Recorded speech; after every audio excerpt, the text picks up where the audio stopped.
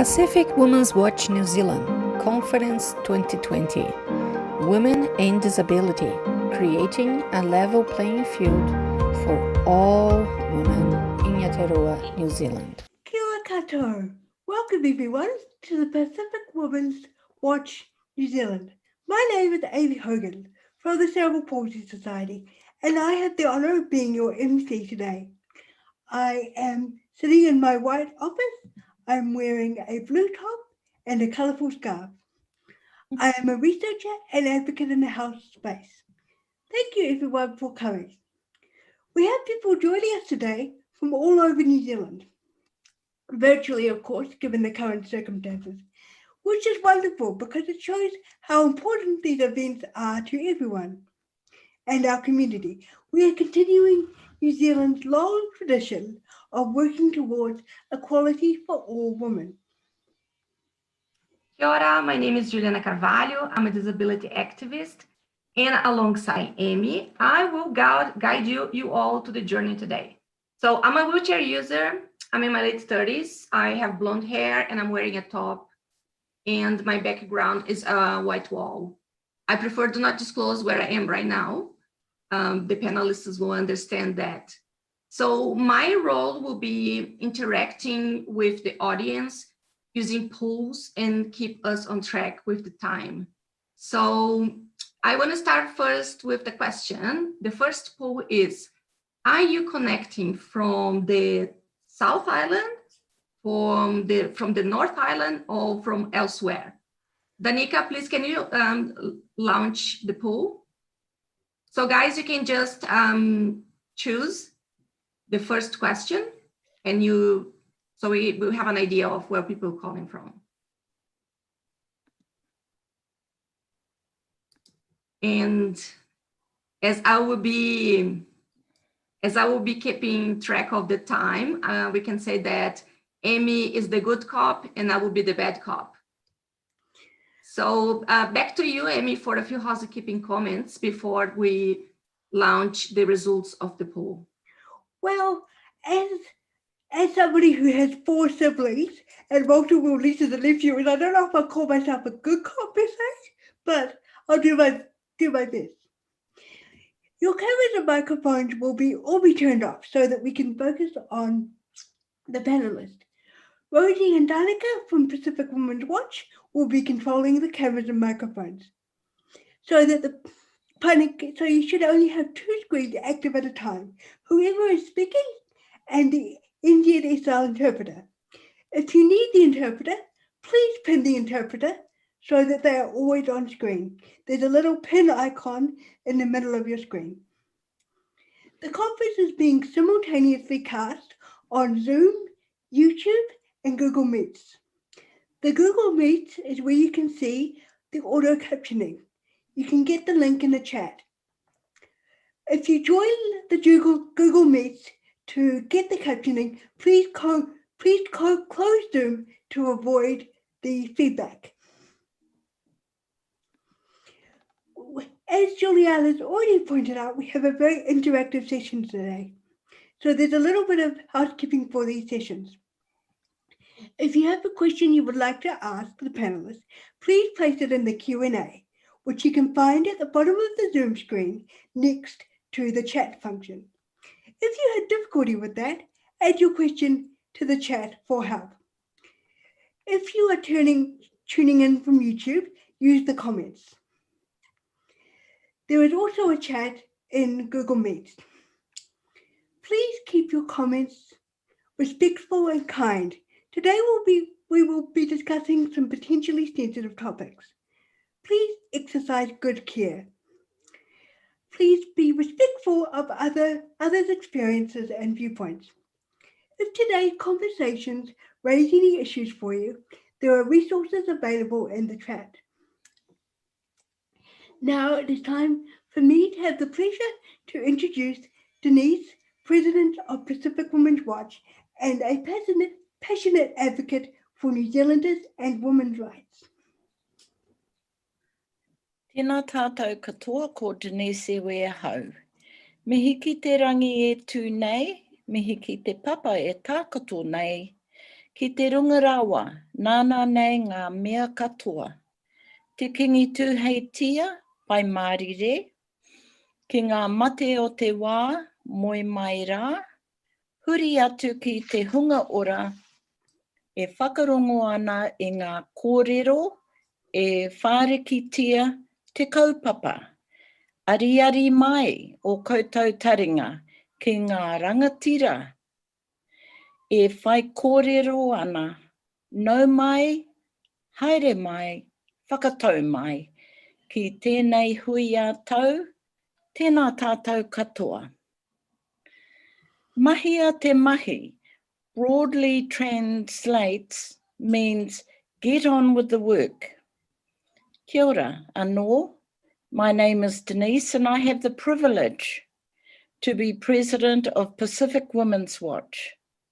Pacific Women's Watch is an umbrella organisation that has women's human rights at the centre of everything we do.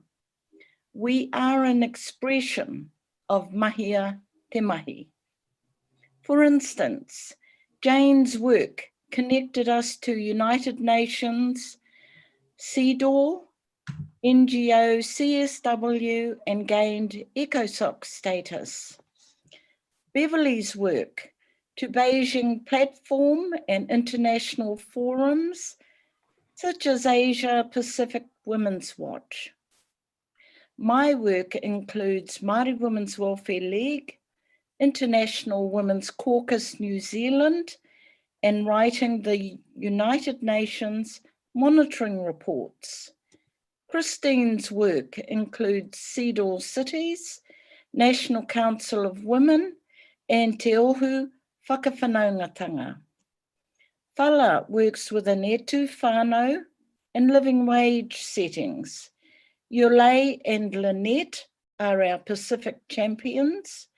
Rosie is with Tia Fund. Danica is making huge strides, highlighting period poverty. Dr. Huhana Hiki is a long-term campaigner for Māori women's disability rights and better housing for disabled whānau. Last but not least, and the reason why we are all here today, is Rhonda with Laurie, who has championed access matters consistently. I take this opportunity to pay tribute to our wonderful committee members, and especially those who have worked hard behind the scenes to put together this exciting event. An immense appreciation is extended to Gay Barton and Drake Maddox as key sponsors for the conference. Additionally, I wish to acknowledge friends, the Honourable Member of Parliament, Marama Davidson, and Member of Parliament, Jan Logie.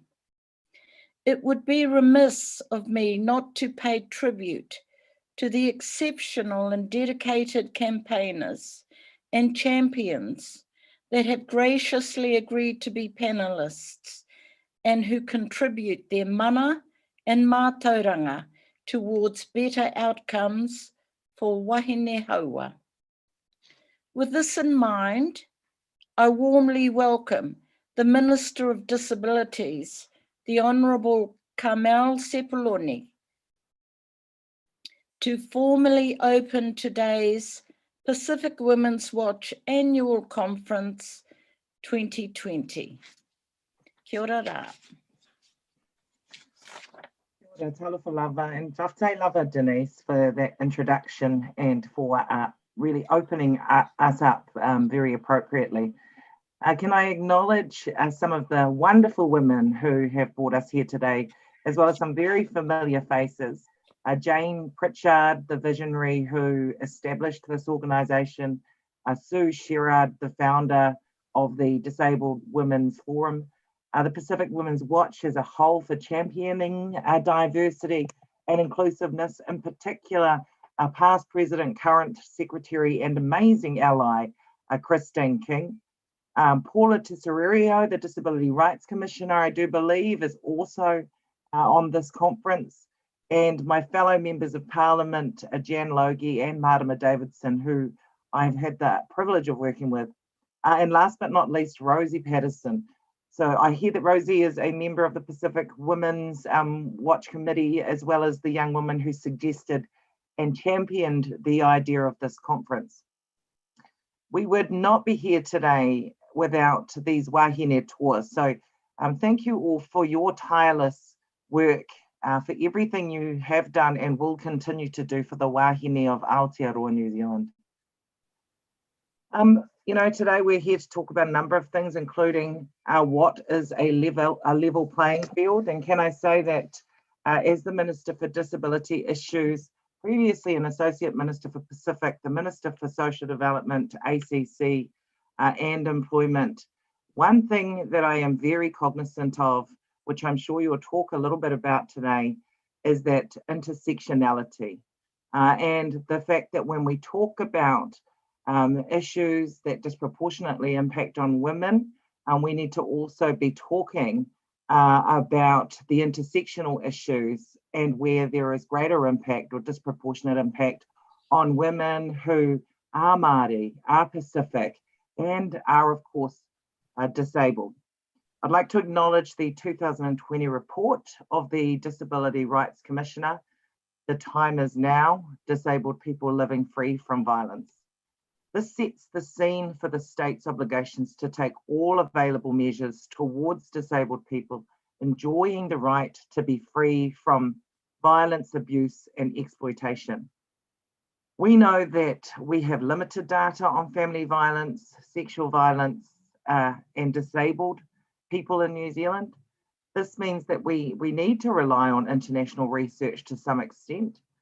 This research has found a consistent link between being disabled and being subjected to violence and abuse. And even if we don't have the, I guess, the type of data that I'm referring to, anecdotally, common sense tells us, and our understanding of how the world works, that that is indeed the case. International research tells us that disabled people are at higher risk of being subjected to both family violence and sexual violence. Disabled women are up to 3 times more likely to be threatened with sexual assault or to be victims of sexual abuse compared with non-disabled women. Disabled women are between 1.4 and 1.9 times more likely to be victims of partner violence. Disabled women and girls and disabled men and boys with a learning disability are at much greater risk of being subjected to family violence and sexual violence compared to others. The risk of disabled children being exposed to physical and sexual abuse is at least 3 times higher. We understand that the forms of violence that disabled people experience can differ from forms experienced by the general population. For example, withholding a disabled person's medication or denying them access to mobility aids. And Indigenous disabled women are at heightened risk of being subjected to violent and harmful practices such as sexual abuse, domestic violence, forced sterilisation, and neglect.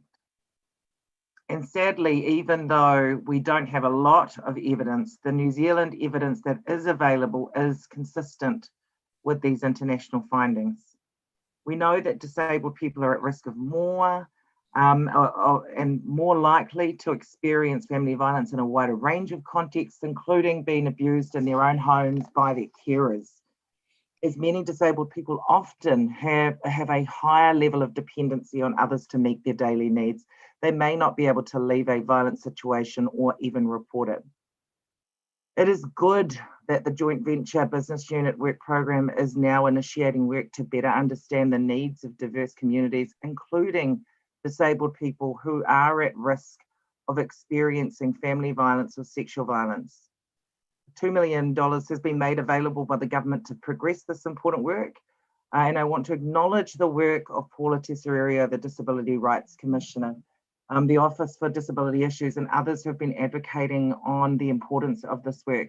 And I mention Paula in particular because she did come to those of us that were involved in the joint venture and really put the case and make the plea that more needed to be done. with regards to disabled people and family violence and sexual violence. On that same note, I do want to acknowledge Jan Logie for the work that she did leading the joint venture in the last term. There were a number of us ministers that were involved at an agency level, but Jan had the responsibility to pull things together as the Undersecretary, and now she's handed that responsibility this term to the Honourable Marama Davidson, and we look forward to continuing that work. We acknowledge as a government that we're not just working with ourselves, that it is very important that we continue to work with organisations and individuals that have a vested interest in making sure that we get our attempts to address family and sexual violence right, and that we acknowledge in those attempts all of the different groups who are impacted by family and sexual violence in New Zealand, not least of which are, of course, disabled women. And I think someone has put a comment up. We also acknowledge that first and foremost, we need to be talking to disabled women themselves when attempting to address the issues of family and sexual violence that impact on them. Anyway, I feel like I started off on quite a dark note, and I didn't intend to do that, but I do also want to acknowledge that this conference is a time of opportunity and an opportunity to help us do better. The United Nations Convention on the Elimination of All Forms of Discrimination Against Women is a cornerstone commitment for our government. The Disability Action Plan work programs are responsive to the needs and potential of all disabled people, including Māori and Pacific women and girls. And I hope this work will improve the statistics and help level the playing field, which is what we're here to talk about. I welcome the leadership taken by Pacific Women's Watch to bring women together, disabled women, non-disabled women. We need to hear the voices of women who are disabled, and I have great hope for what we can achieve together. And I should end the speech because my next door neighbour has the chainsaw or something going in the background as I can hear. Aotearoa. Thank you, Minister Sepuloni, so very much, and for your wonderful words and inspiring kōrero.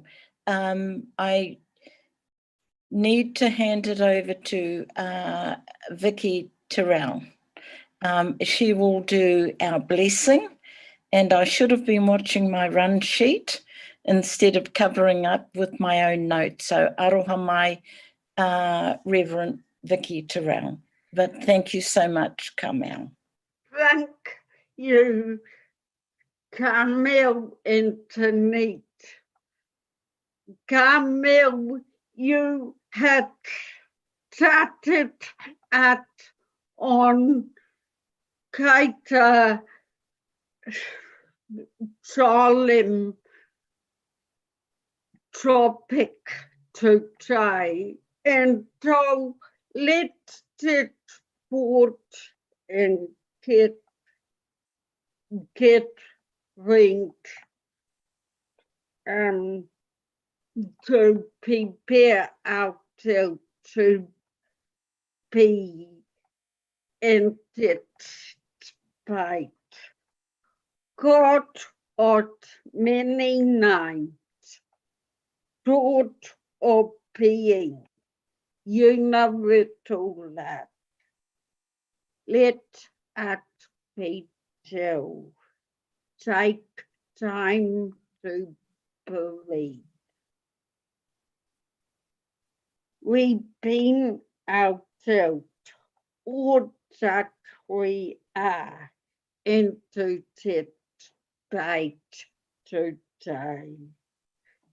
Help us to listen to each other, to share our faith, to kaito ankit in te totoi. Help us to be open so we might be part of the creating a little polite where all people, all women come together, learning from each other, so we might build a world where all our experience are valued and no one letting rest. In the name of life, peace and felicity, may it be so.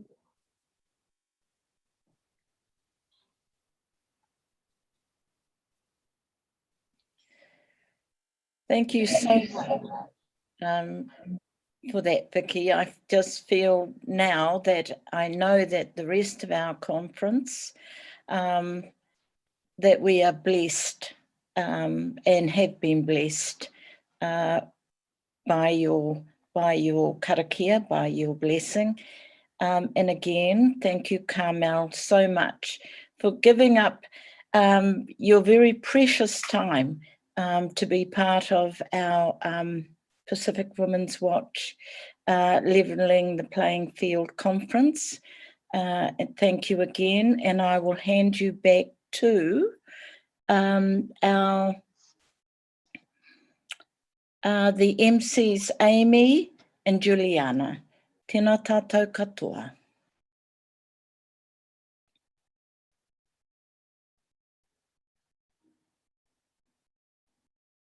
Oh, our MCs. Oh, there we go. Ah. Speaking for myself, I am very pleased that we have Minister Stefaloni again as in a second term to continue her good work. It is with great pleasure that I introduced Prudence Walker from Disabled Persons Assembly. Prudence has held many roles and many passions for advocacy, including with CCS and Canteen before taking up her current role. Thank you, Prudence.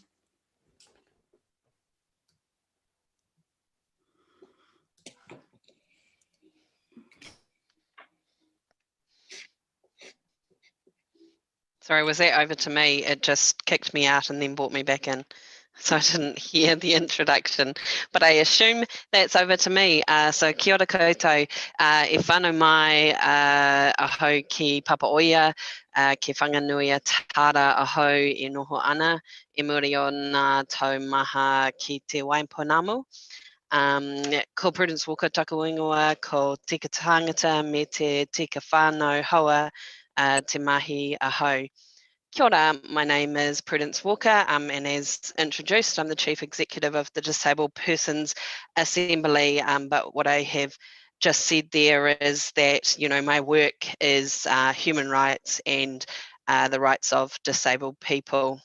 I was born in Palmerston North and I now live in Wellington after a number of years in the South Island.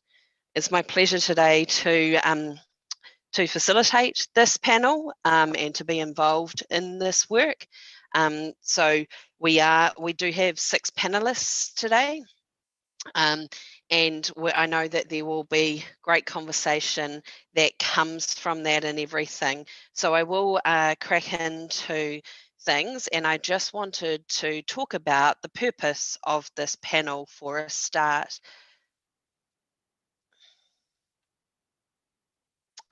So the purpose really is to challenge our perceptions, beliefs and thinking around disabled women and what disability really is. If we're successful in doing that, non-disabled women will understand that there is nothing wrong with disabled women. We're just different in some way.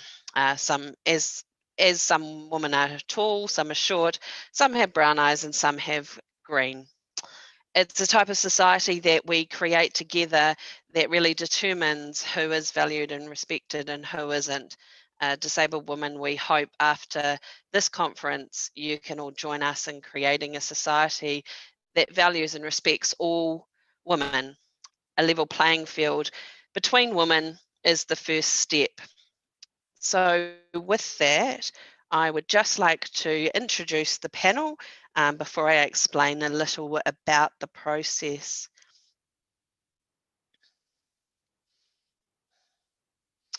So as I said before, we have 6 panel members here today. First of all, we have Falaholangi QSM, who is a living wage campaigner and a Pacific Women's Watch New Zealand member. Fala is a union organiser and Committee Pacifica member with Etu, where she has participated in campaigns for living wage, equal pay, migrant workers' rights. She is a board member of the Migrant Action Trust in Auckland and Pacific Women's Watch New Zealand. We have Tamara Grant, who is the CEO and founder of Disabilities. Tamara is a youth ambassador for disabilities. She has lived experience of autism, dyslexia and mental health issues. She is a passionate and creative mother who aims to transform the way disability is portrayed in New Zealand through her social enterprise, Disabilities. Alison Hamblet, artist, author and transgender woman. Alison is an artist at Mapura Studios.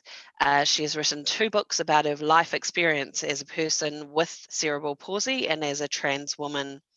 She wants to help create a more inclusive society that's more accepting of disabled women and trans women.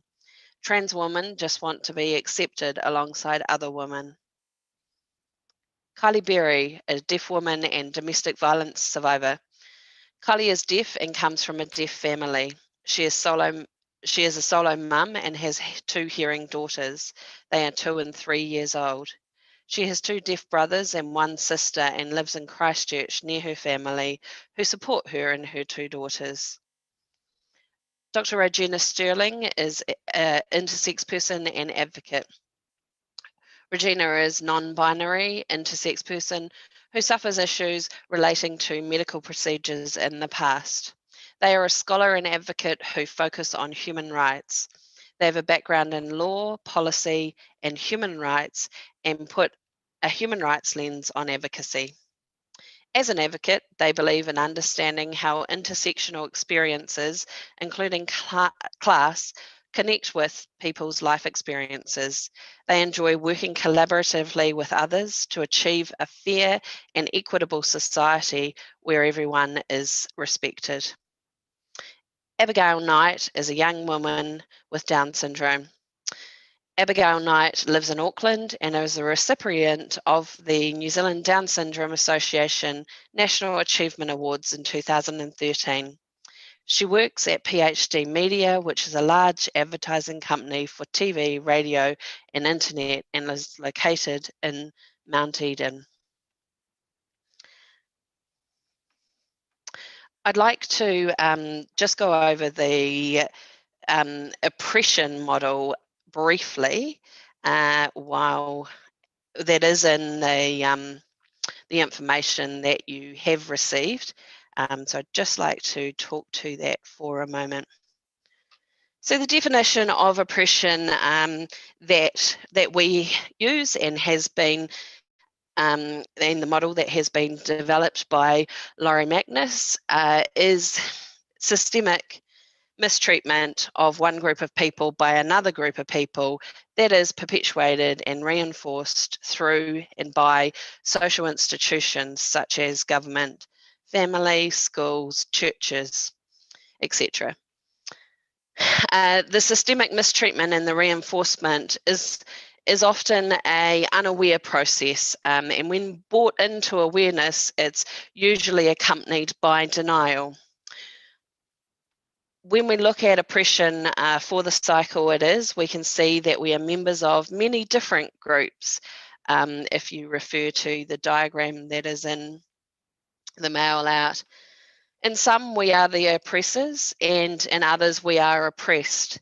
This means in some, we are abused, and in some, we are the abusers. This process or cycle has been instilled into us while we were young, and we have grown up with the thinking of what we perceive to be normal. We're taught to turn on each other instead of looking underneath to what is really going on, that our society is based on power, and economics instead of humanness. When broken down, the beliefs and behaviours that implement the process of oppression are simply a collection of individuals' distress patterns. For example, individuals have their own unresolved hurts and experiences, and our behaviours evolve from them. When we come together in forums such as this, then we can begin to break down some of those beliefs and patterns. I would now like to introduce the ground rules for the Speak Out.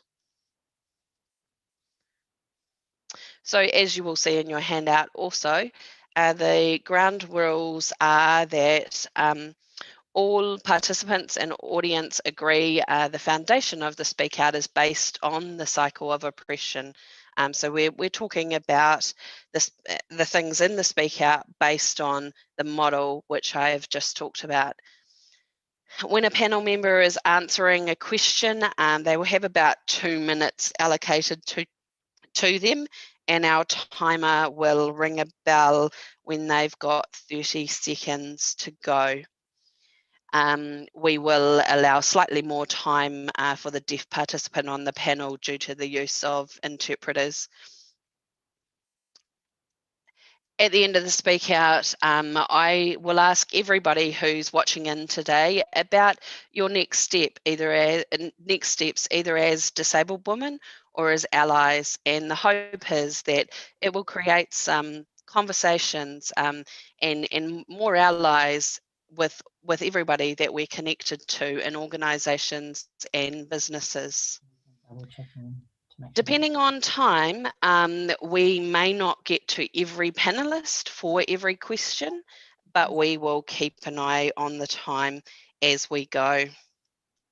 So without further ado, I would like to kick off with the first question.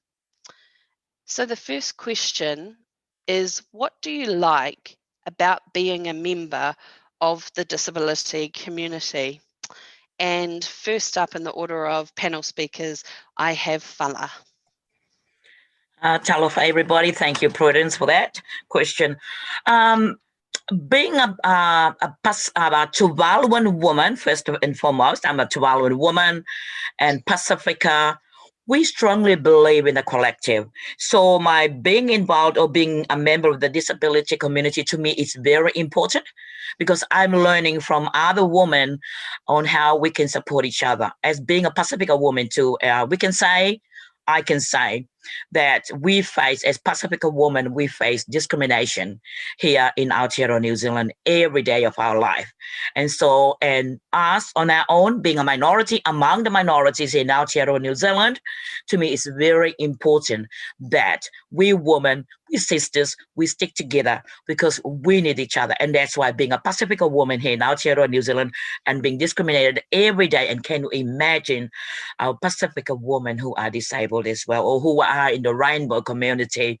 But I'm not just talking about our Pacifica women as well. Sitting on the Migrant Action Trust board as well, I have learned a lot about our migrants, women, refugees as well, who also need our support out there. So to me, this is very important being a member of the disability community, because in whatever way I'm able to help, I'm happy to help out as well.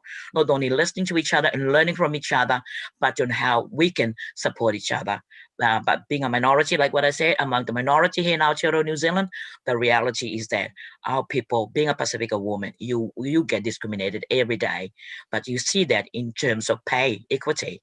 Our Pacifica women are at the lowest scale when it comes to pay here in Aotearoa, New Zealand. So we need each other to support each other on how we can reduce that gap of inequality and poverty in Aotearoa, New Zealand.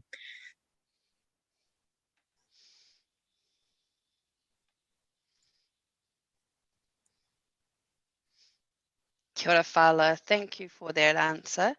Next up, we have Regina. What do you like about being a member of the disability community? Kia ora. Being part of the disability community is important because we need to be in solidarity with one another. I myself have very medical issues that have been created because of the oppression that is forced upon the binary in society. And that's led things being done to me, as with many other intersex people, in many different ways, to force us into this binary of male and female.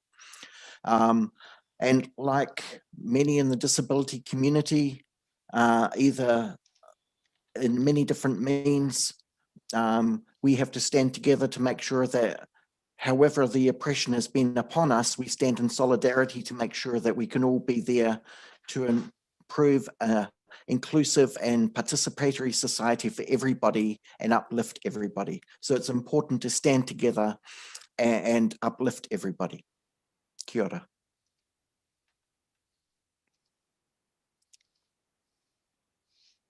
Kia ora. Thank you everyone so far for your succinct responses. We haven't needed to utilise the timer as yet. Next, I'd like to move to Alison.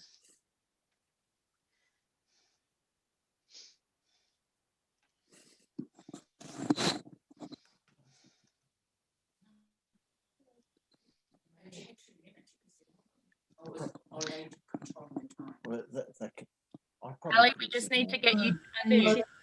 Okay. Sorry for unmuting myself. I enjoy being part of the disability community because I'm finding ways that I can contribute to the social change we still need. And as a trans woman, I'm pleased that I've been able to find a way to live my life authentically and to be still involved and to be accepted as I am. I realized I had to the need 55 years ago and I began transition in 1997.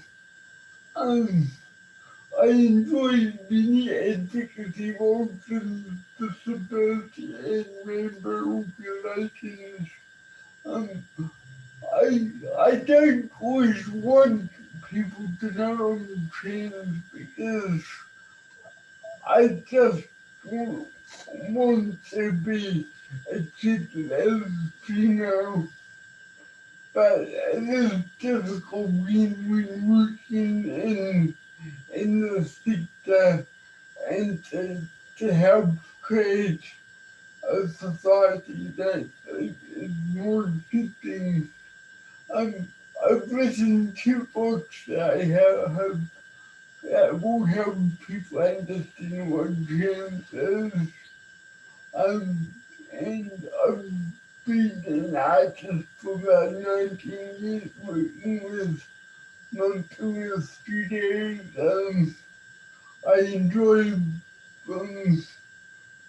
painting portrait landscapes and cityscapes, and sometimes I take in my artwork to help change society's perception, but sometimes I just like to be creative and just so I don't need to think about the issues that we have to address at times with like about self-care. And thank you to Pacific Women's Watch and Rosie for including trans intercommunity diverse people into this conversation. Thank you. Kia ora, Alison. Thank you for your response there. Now I would like to move to Kylie.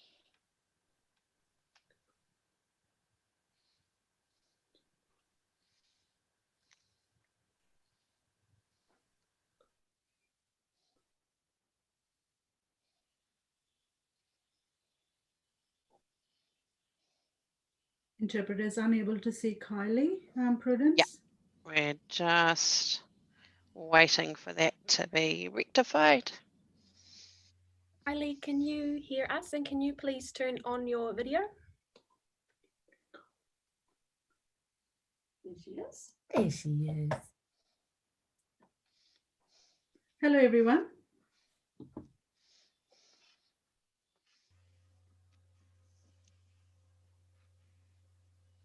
So Kylie, I'll just repeat the question for you. And that is, what do you like about being a member of the disability community?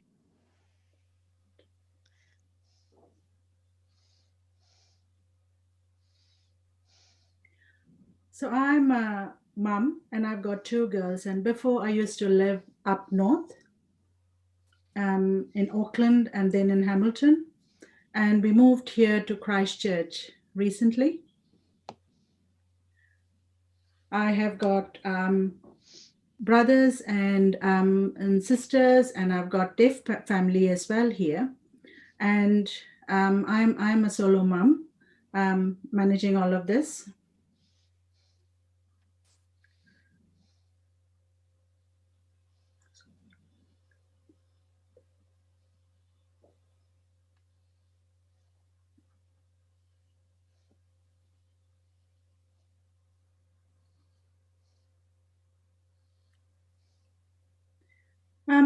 Prudence, can you just give me an example of what you're looking for the answer? So I just did a bit of introduction. I'm just wondering, what could you give me an example?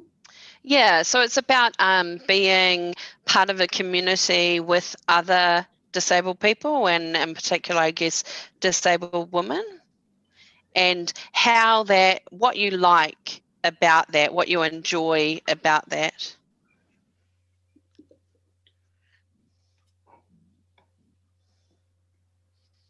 I enjoy being involved in the deaf community, participation. We have fun. We have netball. We have different sports activities. We go out for events and movies together. So I enjoy the whole participation and community feel of being around deaf people. Thank you. And next we will move to Tamara. Tamara, what do you like about being a member of the disability community? I have a lot of love for the disability community. As I'll say it in kind of a storyline kind of way. Before I was part of the disability community, living with autism as a young person is really hard because there isn't really a sector that you fit in with, and it leaves you alone and asking the really deep questions of, am I needed? What's my purpose? And it creates a real mental health toll on yourself. And once I found the disability community, thanks to my mother and to my and to Yes Disabilities, for finding those communities, I was able to give purpose to my life and also find a home and somewhere where I belong. Because there was other people out there that were going through the same motions of why can't I be normal, and how can we get through this, and how can we make it better and more accessible to the outer world, and which gave me a warmth in my heart joining the disability community, and a greatness to my mental health and to my life where I am now. So there is an accessibility problem and it's invisible. The access problem is acceptance for those who are different. And that's what the disability gave me. They gave me the access to not be scared to be who I am. Thanks for that, Tamara. We're just going to pause for a second to make sure that we have got the right interpreters on screen before we move to the next question.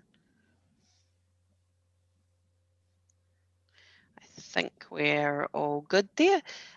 So we will move to the next question and the same order of speakers. So the next question is, what is difficult? Oh, yep. Was Abigail? Oh, sorry. Yes, Abigail. Sorry. Yes, that is correct. Sorry about that. Yeah. Just there we are. We can see you, Abigail. Sorry, Abigail. What do you like about being a member of the disability community? Being a member of the disability community means I get to spend time with people who are similar to me, and I can feel comfortable being myself and not being judged. Belonging to disability organisations like the Down Syndrome Association and Recreate New Zealand, who provide programs for youth with disabilities, gives me the chance to make friends and belong to a social group. I would find this difficult if I did not participate in organisations that support people with disabilities. I have also had opportunities for leadership, which I haven't had in the non-disabled community. From this experience, I have continued to grow in my confidence and ability. Thanks, Abigail. And sorry for forgetting you. I won't forget you for the next question.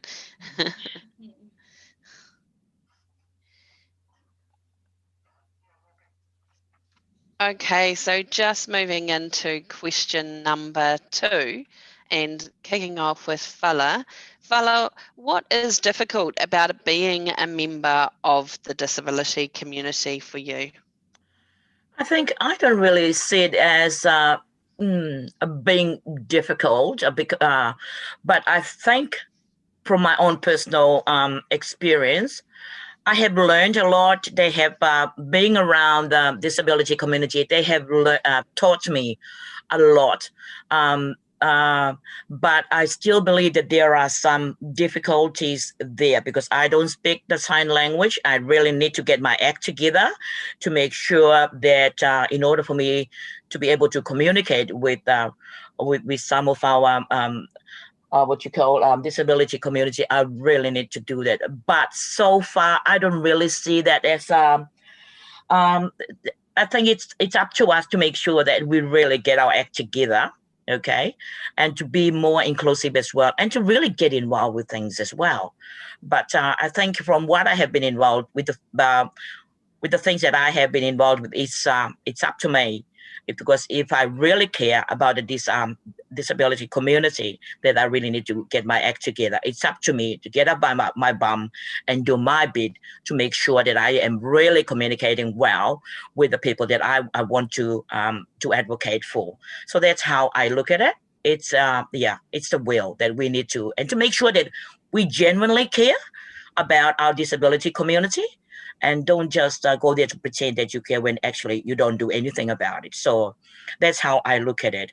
But from my experience so far, dealing with union members out there, I find it's difficult to understand. I have to make sure that I take a very proactive step as well in learning the language so that I am actually representing them at 100% wherever I go. So yeah, that's how I look at it. Great, thank you, Paula. I see that our the Pacific Women's Watch, our bell sound is not working for the timer. No, the sound is not working. So just to let panelists know that when you have 30 seconds to go, and you were right on time, Paula, but when you have 30 seconds to go, the Pacific Women's Watch will hold up a sign saying 30 seconds. Thank you. So moving on to Regina for the second question. Regina, what? So just to let panelists know. Sorry, I'm just getting a little bit of feedback of my own voice, which is a little off-putting. Can you stop the sound? I see. That's where it's coming from. So, Regina, what is difficult about being a member of the disability community for you? Well, when we advocate for all the community, for example, even in the intersex community, which involves many of the intersectionalities, the difficulty is we always need to remember, well, it's not so much a difficulty, but it's an important consideration. We always need to remember that everyone needs to be respected and included in all of our advocacy. And we need to remember that people are coming in to our different communities from all of the different intersectionalities, and remember that each part of our advocacy must respect and include those connections so that we they can participate with us. And so like our communications, our material, our things are accessible for everybody so that we can build a much broader society that has participation for everybody from all through the disability community. Mm. Yeah.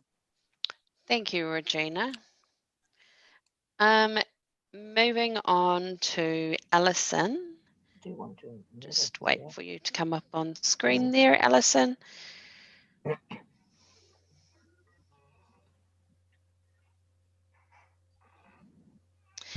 Alison, what is difficult about being a member of the disability community for you? The thing that's difficult about the voting card is that we need to improve accessibility for changing the voting card. We've worked for many years to help we've worked for many years for that attitudinal change, but it's changed the voting card.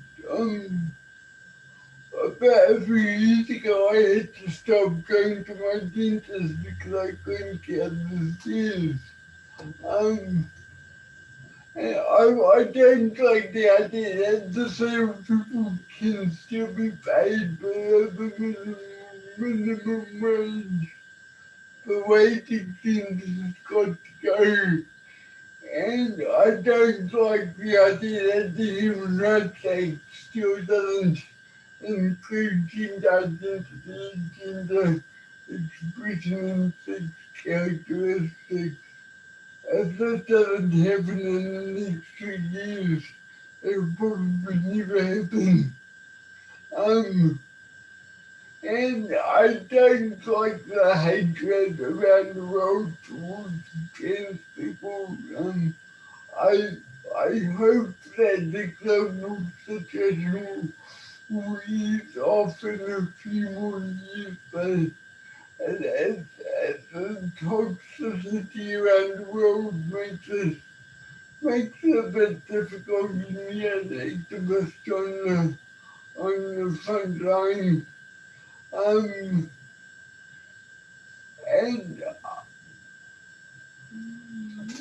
I like being involved in disability communities.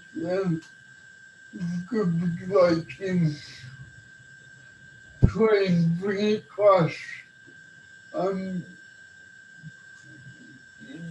you try to work into at the intersection and thinking.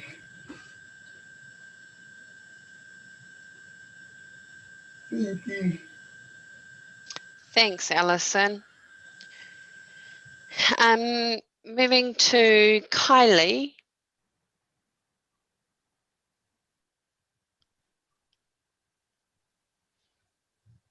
And Kylie, we would ask you to please turn on your camera.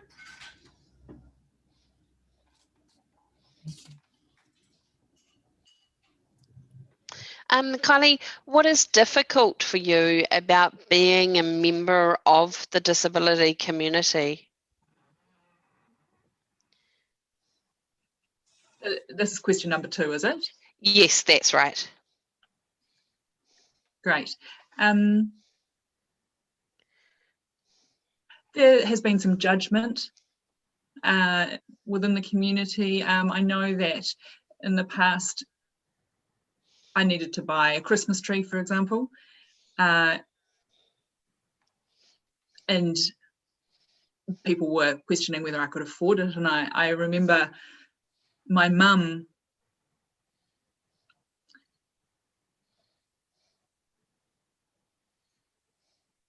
it was more difficult for me to get there because for other people it was easier. But as well, my ex, he was older than me and I was younger, and so thought I was stupid. But there doesn't need to be sort of a hierarchy of people. It needs to be an equal playing field. So some in the deaf community, it is a very small community.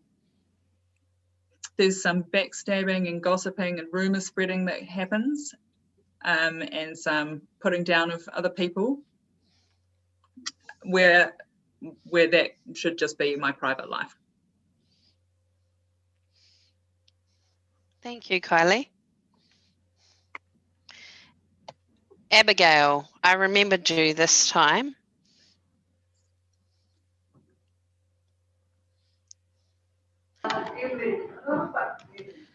Just waiting for you to come on. Can you turn your camera on? It won't let her add the camera. Saying the host stopped it. There we go. You're all good. Working great. There I'm are just waiting times to when see you. Is your, it looks like, do you have the cover over your camera or something? I can't see the picture, but it. One moment. Yeah. Oh, I saw you for a moment. Okay. Just a minute. There you are. Abigail, what's difficult about being a member of the disability community? There are times when I feel excluded because of my disability. I don't have many friends who don't have disabilities, and I would like to be a part of both groups. It might just be being asked to join the group, going out for drinks after work.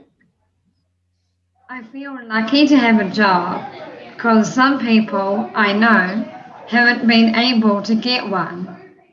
And when we get jobs, they are usually part-time, like minors. People with disabilities often do work experience, but it doesn't lead to a job. Participating in a forum like this with people who don't have disabilities or disabilities like mine is challenging for me. I need time to prepare and someone to help me understand the questions. But I do want to be heard. Thank you, Abigail. And last up, we have Tamara. Hello. Hey, Tamara. What is difficult for you about being a member of the disability community? So I had two ways to answer this question, because when a difficulty of autism is reading questions, and when I first read the question, I thought it meant like, oh, okay, as a person, why is disability hard? And then now we've been talking about the communities, so I've completely changed the question, but I'm happy with that. But anyway, I'll get to it. I remember when I went to Parliament last year to do a conference, an I Lead conference put on by Yes Disability, and one person with learning disability said, "Do I even fit in here?"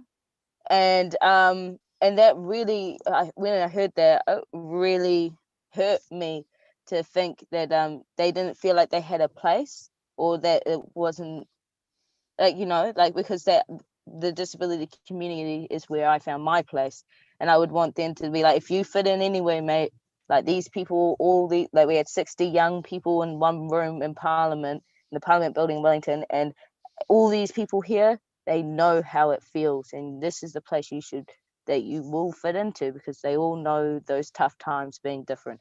And so the disability sector in the community has a blind side towards invisible disabilities, which is really hard and it's quite sad, because there's even a lot of times where I'll go to events and they're not accessible to those with autism, if it's just lighting or the music or the preparation. And I noticed with one of the events I did, when I felt a little bit low in I felt low in my confidence, and I was like, oh no, they don't need the invisible disability input. The event went on, and everyone with invisible disabilities, including myself, we freaked out.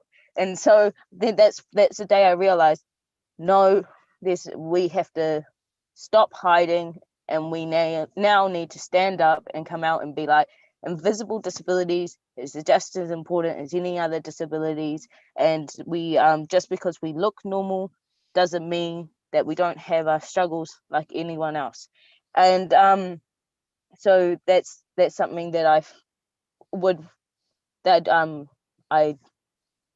like to change in the disability community, because there is a lack of awareness and understanding for those who have invisible disabilities. Thanks for that insight, Tamara. We're going to move on to question number 3 now, and starting again with Paula.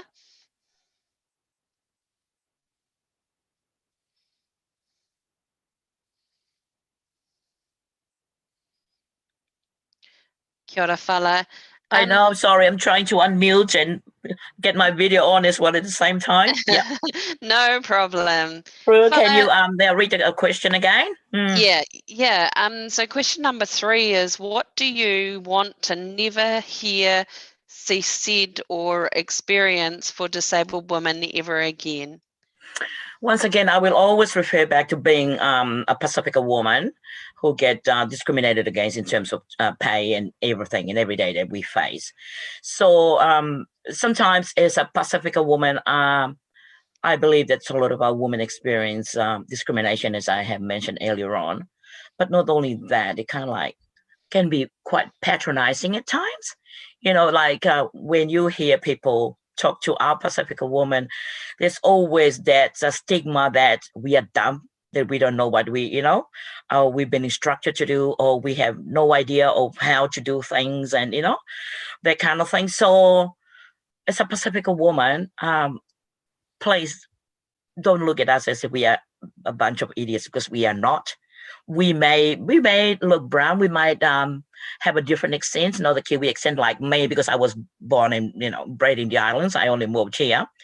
But please, because it's not, I'm just not talking about myself, I'm talking about the rest of our Pacifica women as well. And not only that, just because our parents as well, especially our mothers who are at the lowest paid jobs out there, just because they're working those jobs, don't ever make assumptions that they are dumb. They are not.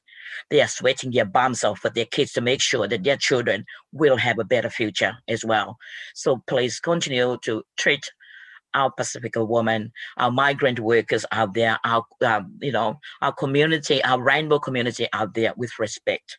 We all need each other. Please support us. Thank you. But don't ever treat us as stop patronizing our people, because we are not dumb. Thank you. We need your support. Kia ora, Paula, for your kōrero. Moving next to Regina.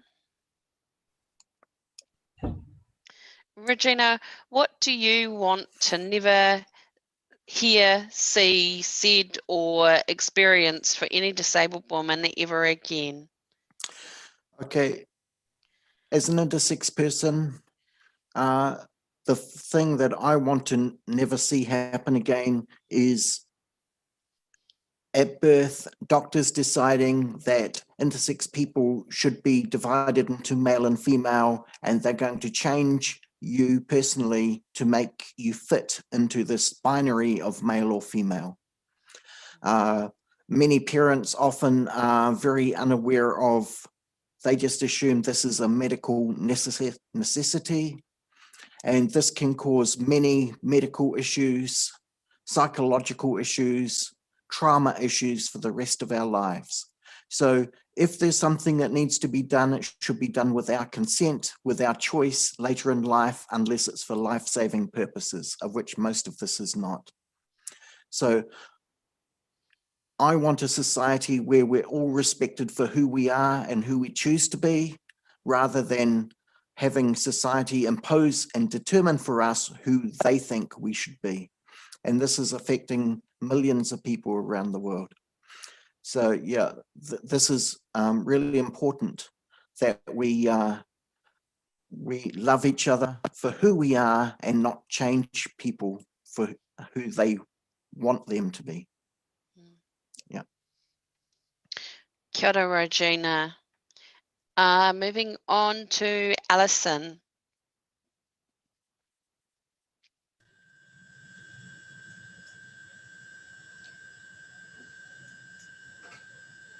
One moment, please.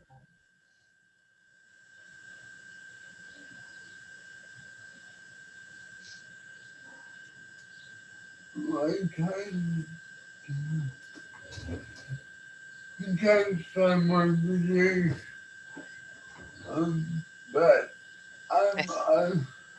I think they're just working on your video, Alison. Okay.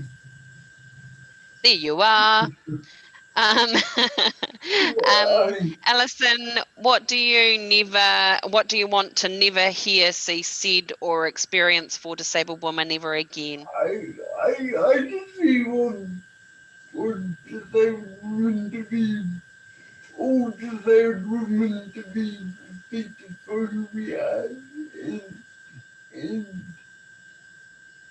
I think you think I personally I find it difficult sometimes having a speech and I would like even to take the time to listen, and talk about the ideas and get to know people, to know us. People are allowed to get to know us. And it's the same for being trans. They get to know us. And if you don't know trans person and pretend to speak out against us, get to know us first, and then come and then ask us the questions related to why you trans and allow us to answer their perspective. It's actually respecting all people, all women. Thank you. Thanks, Alison. And moving on to Kylie, and just allowing a moment there for Kylie to come on screen.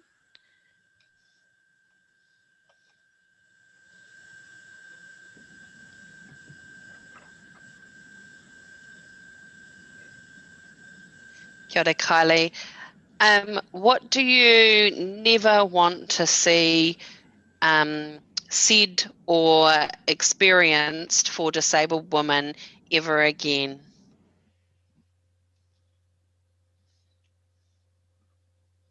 Question number 3.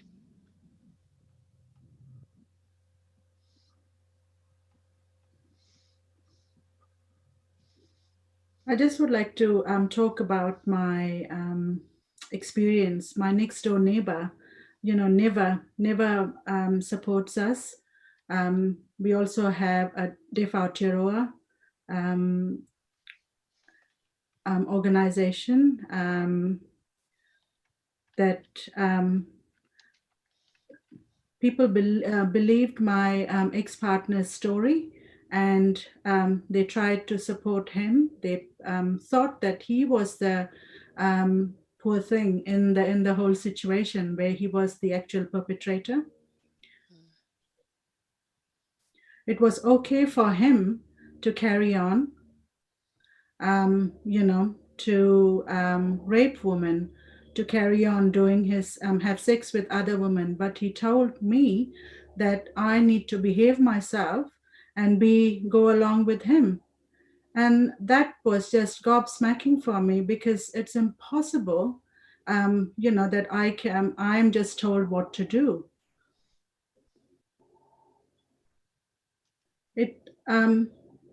I don't want my children. I've got 2 lovely daughters.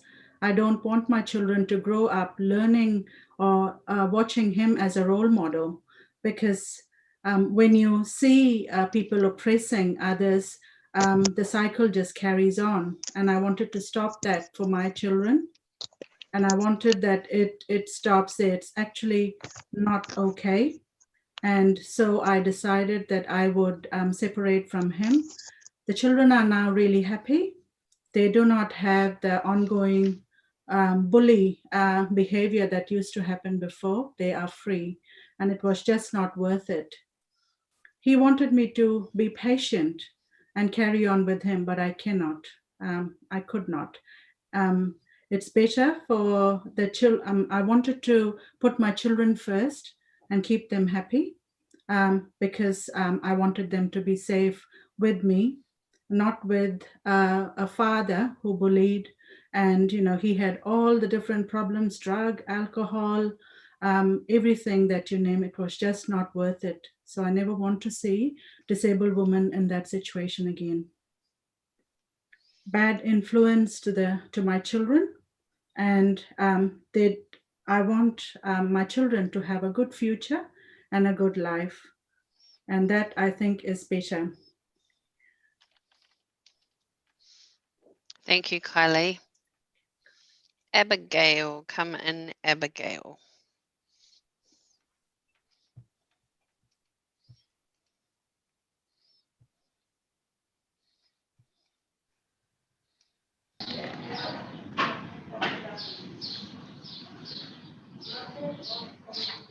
For one, I would like to be known as a woman first, and then with a disability, not a disabled woman. Our identity is very important.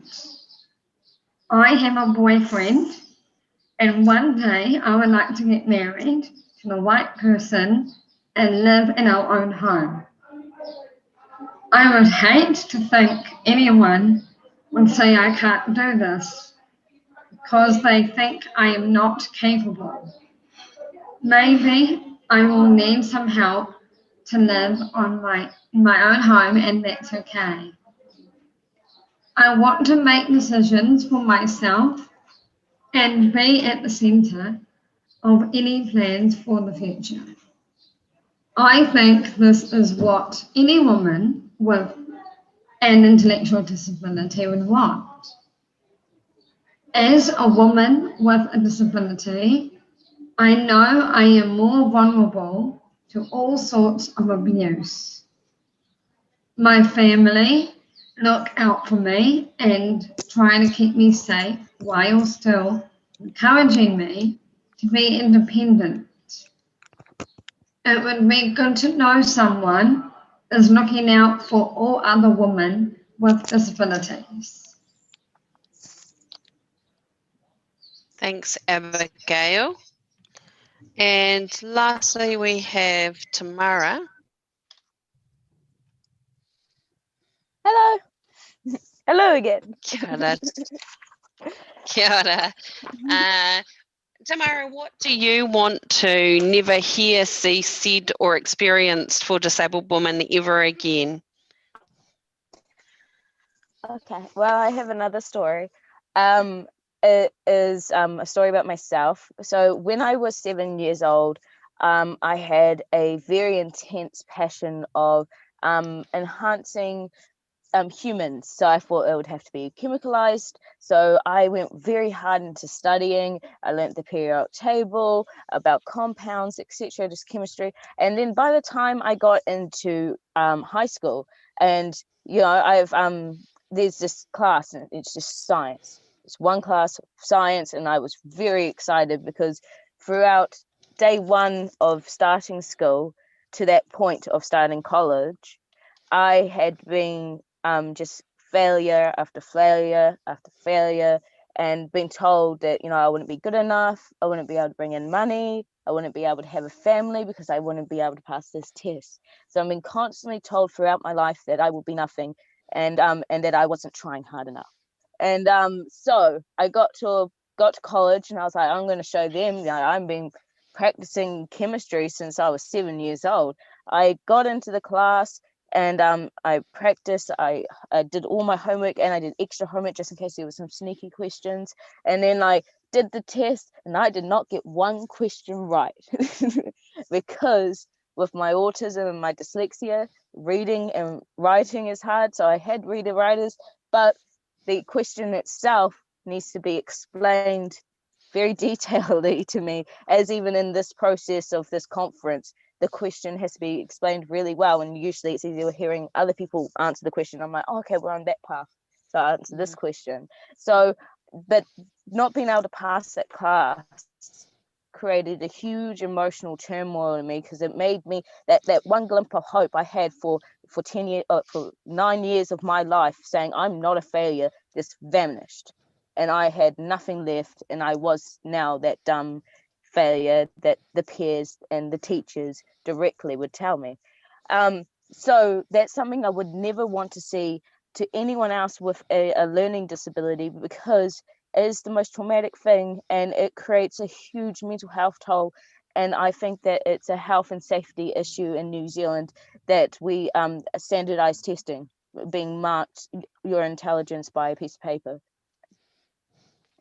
It's one of the things that Thanks, I Tamara. yeah. Thank you for that. So moving on to the final question, and starting again, of course, with Paula.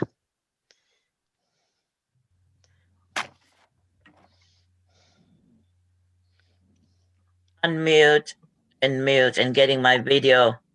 It's okay. Can't get my video up and running. Let's start my video. Okay, start my video now. We're talking. Oh, here we are. Paula, assuming every woman, every non-disabled woman in this audience wants to be your ally, what do you want or need from your allies? I think going back again to really explain that I'm here representing my Pacifica woman community that's been discriminated against all the time. So I'm looking at, we really need your support to stop institutional racism, discrimination, and to support the workers in terms of the equal pay. Because if we look at the public service, as our Pacifica woman within that industry, within the public service, have been discriminated against. The pay gap of 21% between Pacifica and the other colleagues. So can you imagine the public sector being able to address that? So we really need your support on that.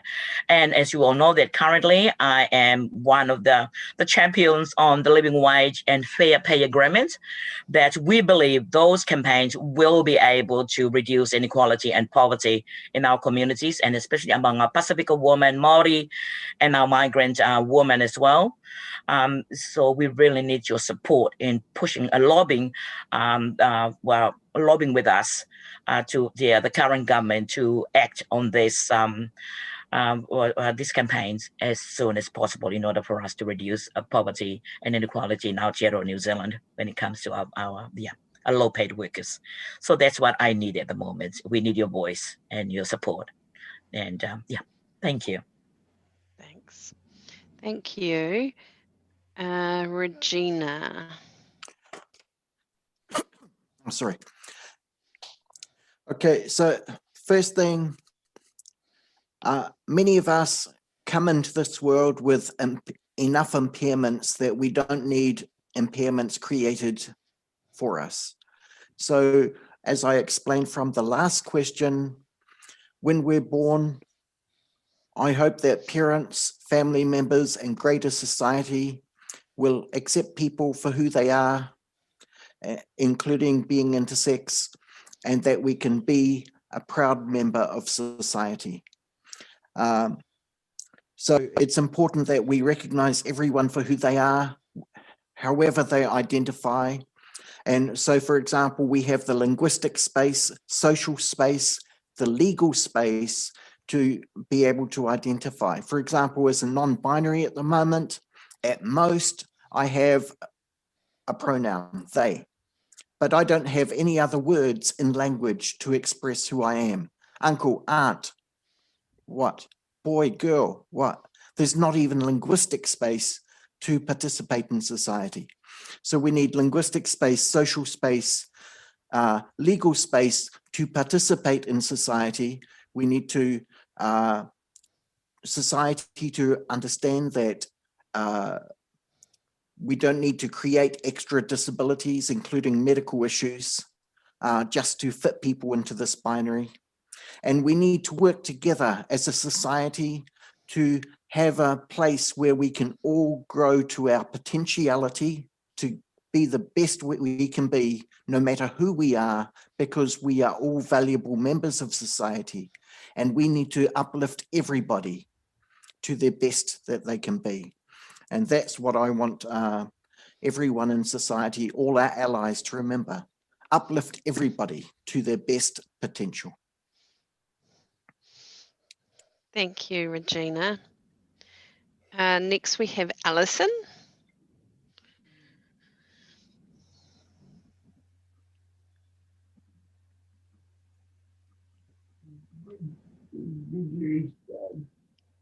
Just waiting again for your video, Alison.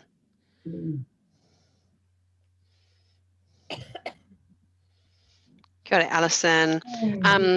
Assuming every woman in this audience wants to be your ally, what do you want or need from your allies?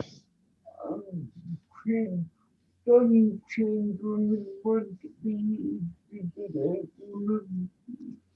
I think society has reached the point where trans women realize they need to be the option themselves. For more of us are transitioning in society is creating, and because of things like this idea, what's wrong people wanting to transition, but nothing is wrong with us. It's only a tiny percent, 1% of a population who need to transition to survive this life. Let's look at how to include and get trans people in women. The funny thing is that inclusion in the system as a same that disabled people, disabled women have been educated for. We've got very similar approaches. But please allow a tiny percentage of our population to be considered. Thank you. Kia ora, Alison. Kylie.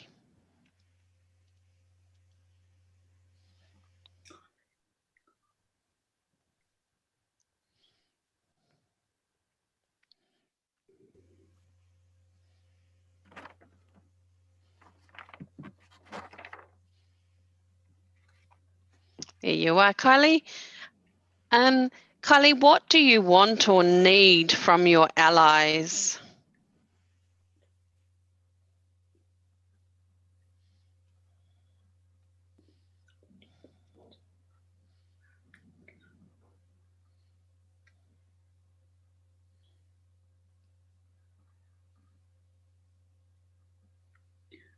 Organizations need to stop patronizing. The society needs to stop bullying us.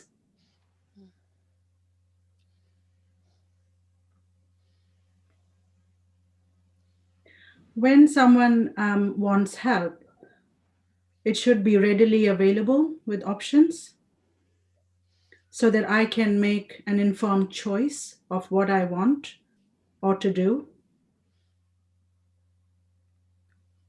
If I have to use agencies like police or other organization, provision of sign language interpreters,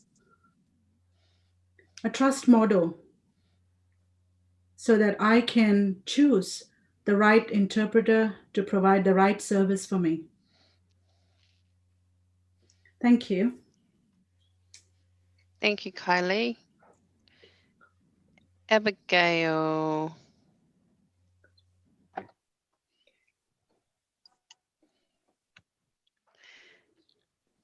Abigail, what do you want or need from your allies? I would like my allies to stick up for me and tell others that I am capable. I would like them to give me support and encouragement if I need it. I would like them to speak to me when it is about me, not to others, and to offer me friendship, including me, so I feel valued.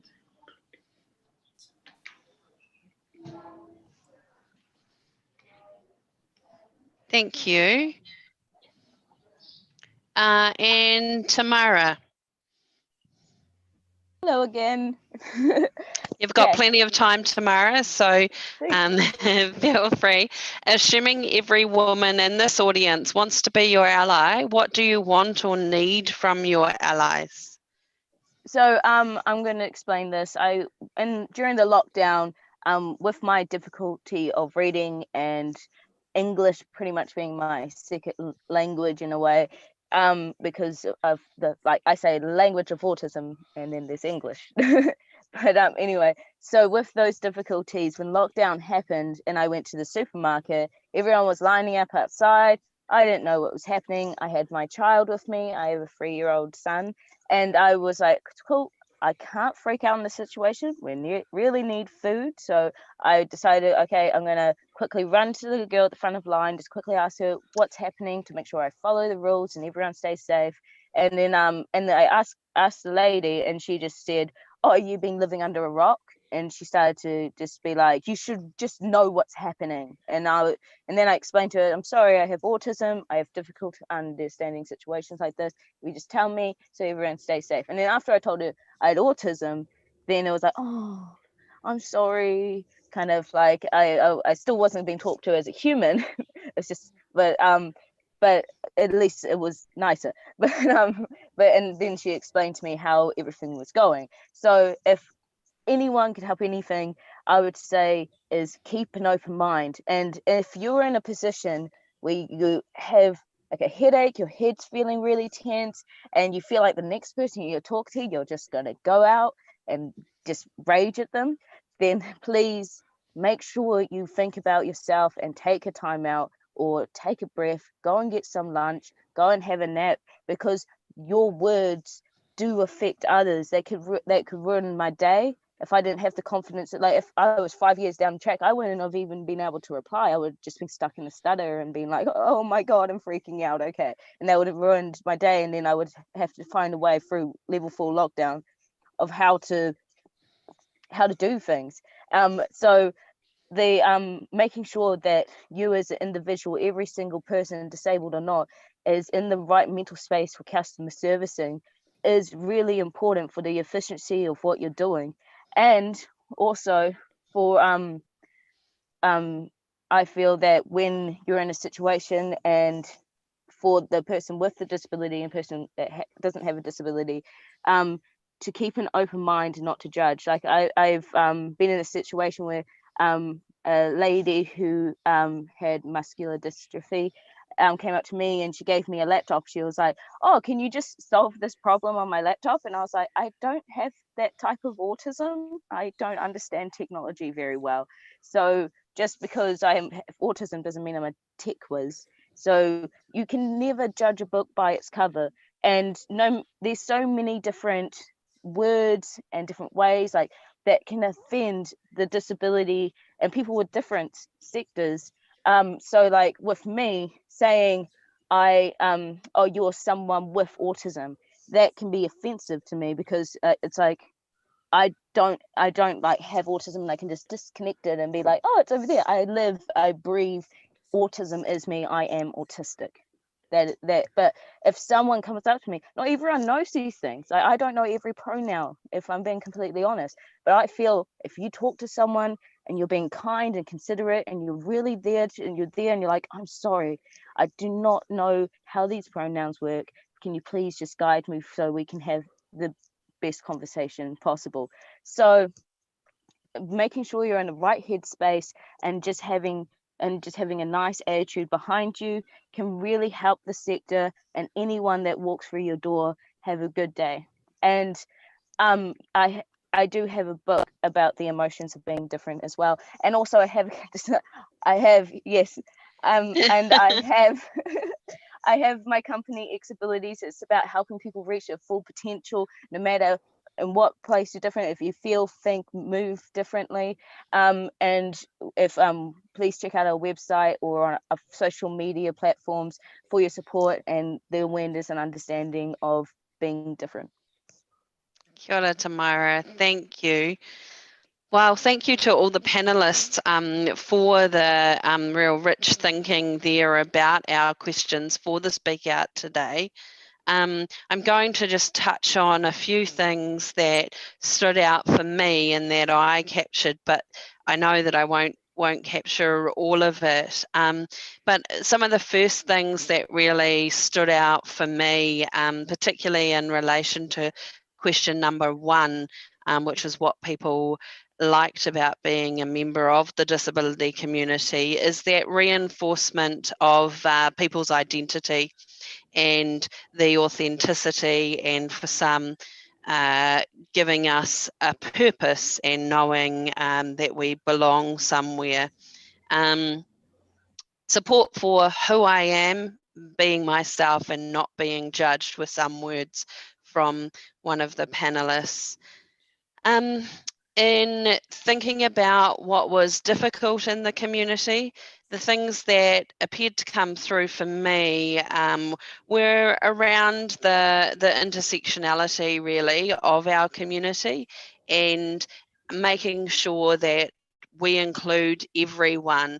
Of course, that comes with lots of diversity, lots of intersectionality, and so meeting all our needs can be challenging, but I really heard from the panels, that the panel members, that what they didn't like was a sense of hierarchy and of judgment, and where barriers are in place. So if we're able to acknowledge all that intersectionality, then that would lead us to be stronger as a community. In general, people really wanted to just be accepted for who we are, and I think everybody wants that, and so in order to achieve that, we often need our identity or identities acknowledged, so that we can feel confident in who we are.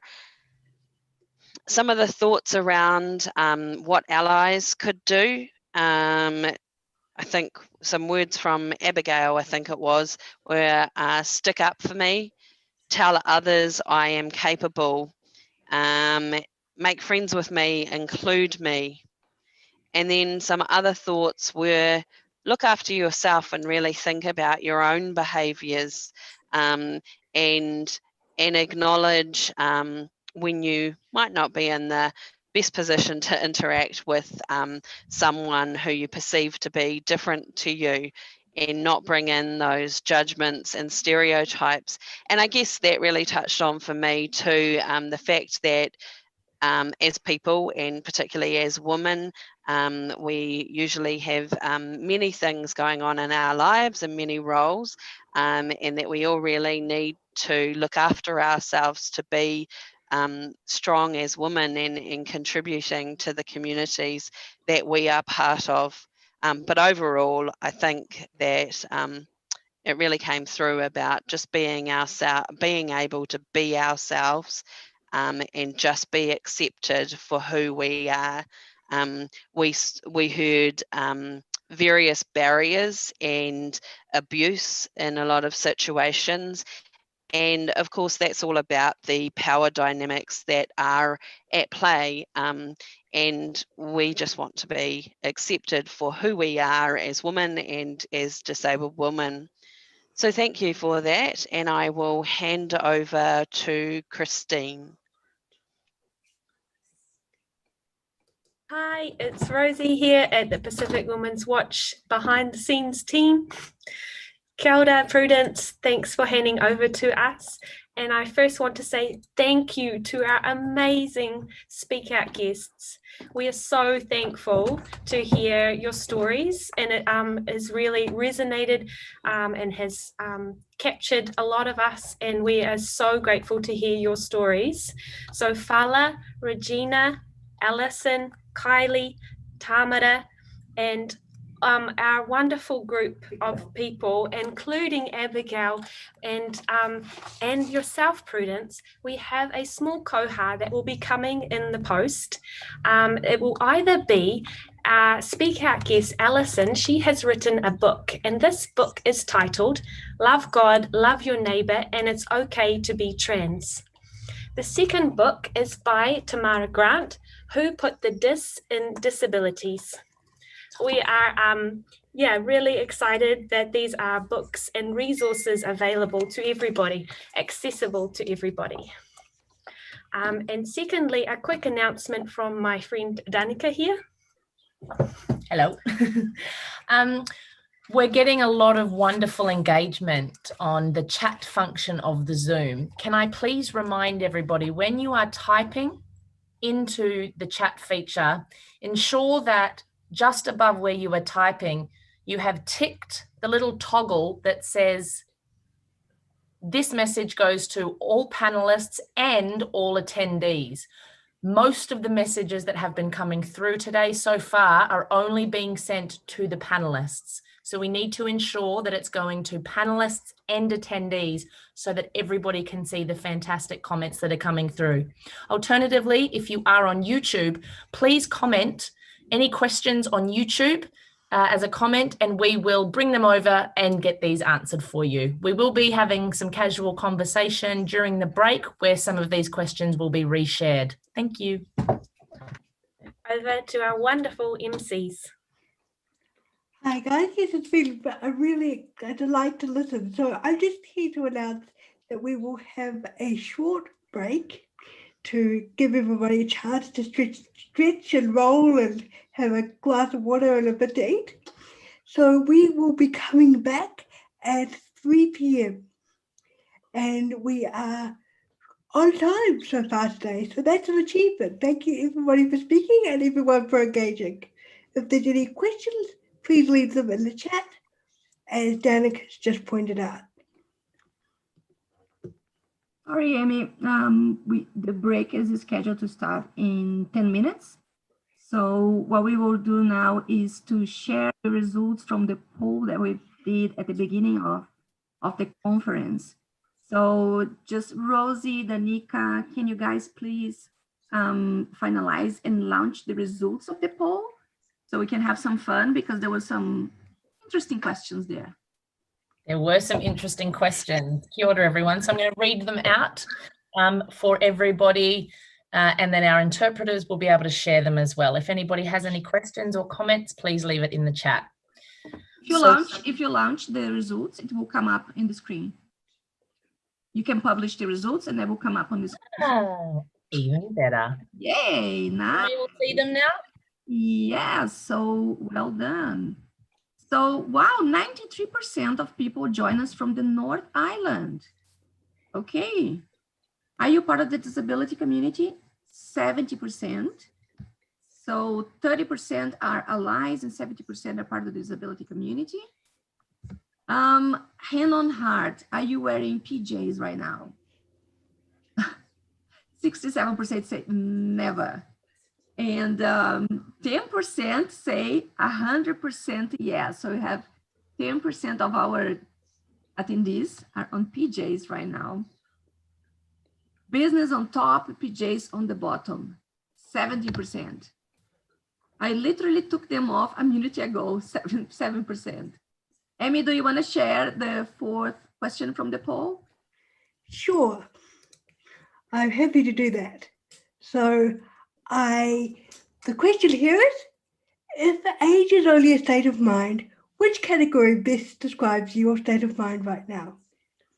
A cheeky child at 33%, tormented teenager at 7%, mad midlifer at 47%, groovy grandparent at 13%. What is the strangest thing you did while in a meeting online? This could be dangerous. Ate breakfast, 17%. Wore pajamas, 13%. Guilty of that one. Cooked dinner or lunch, 13%. Brushed my teeth, 3%. Watched Netflix, 3%. Other, but my lips are sealed, 50%. I can make a remark on this. Once I was in a video doing a webinar, a meeting, a work meeting, and my 5-year-old niece came to me and said, I'm not feeling well. And all that my colleague could see was like, what? 3 times she vomited all over me during a video call. True story. So what do you think is the most serious issue to the woman with disability facing New Zealand today?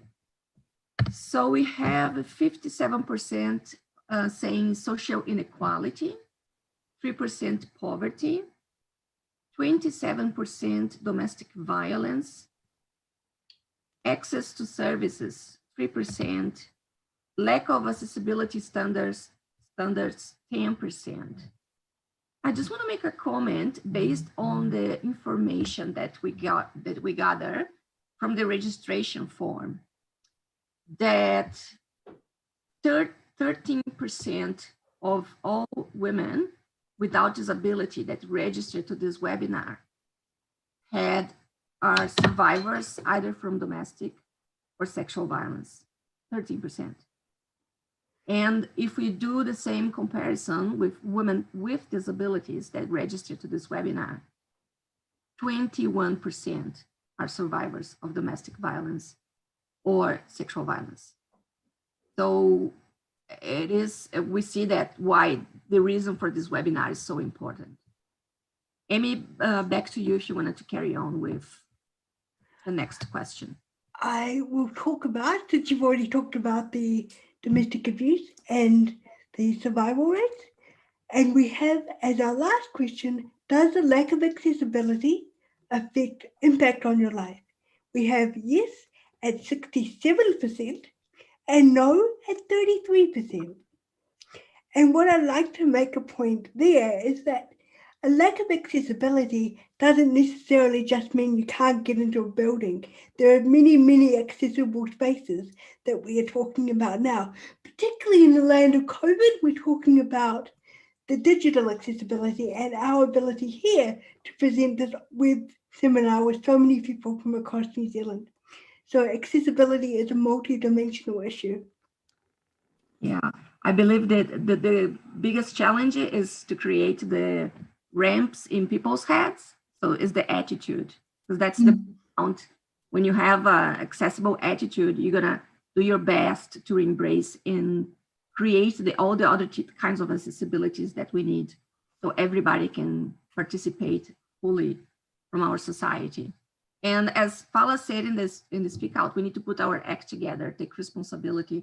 So I just want to say that to our deaf attendees that my name is Juliana and my sign is like this, the J, doing the movement of the wheels, because I'm a wheelchair user. Do you have a sign, Amy? I was given one years ago, but I honestly can't remember. That's okay. And if you guys want to make any comments and send your, do you have your own sign, New Zealand Sign Language sign for your name? Because maybe we can give a little bit of education about the deaf community. So instead of like, if you say like, my name is, I can say in Brazilian Sign Language, like Juliana. But I will be given a sign by someone from the deaf community. And I was given the sign. There was the J doing this. So for example, if your name is Emily, this is the Brazilian Sign Language. You could have like the A and do like this if you are always wearing like a headband or something like that. So usually the sign is given with some feature that identify that person. So now we're gonna call the break and we will reassemble at 3 p.m. to the panel with Jen Logie and our amazing guests. See you soon, guys.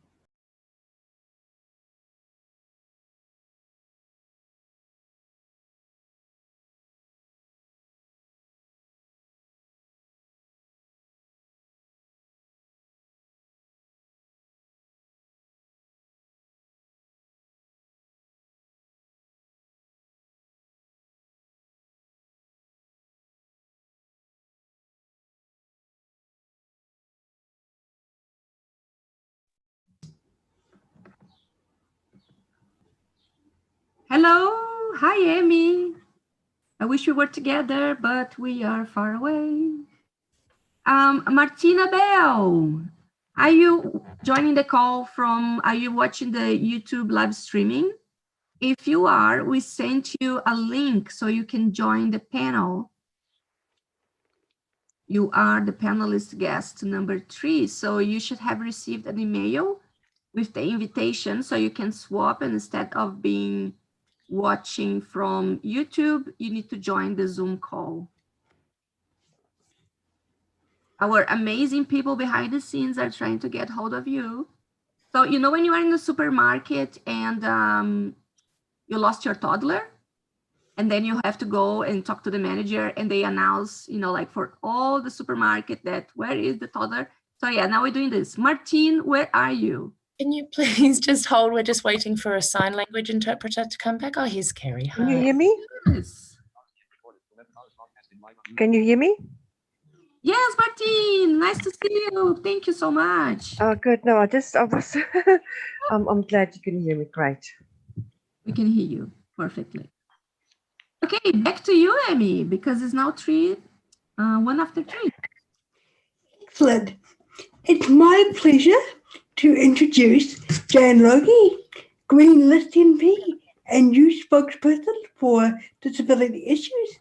She, in both her life in Parliament and her life outside Parliament, Jan has been a passionate advocate for all New Zealanders, but with a particular interest in family and children well-being. Thank you for being here, Jan. Jan, your video is not coming through. Oh, I'm not sure what to do about that. I have it on. It's telling me the host has stopped my video. Let's see, maybe this will work. I have a message that the host has stopped my video. Yes, we stopped it and restarted it. The screen is just black. It is not coming up with anything. Danica, stop it and stop again and unlock it again, please.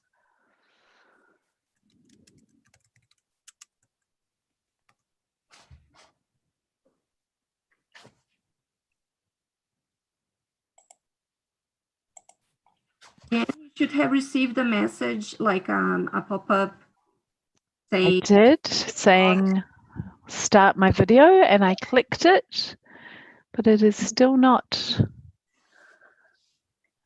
working. It's the same for me, Jan. It's Paula Tesserero here. I can't seem to get on either. We have everybody else. Great. For the moment, we're just trying to get Jan going. That's why.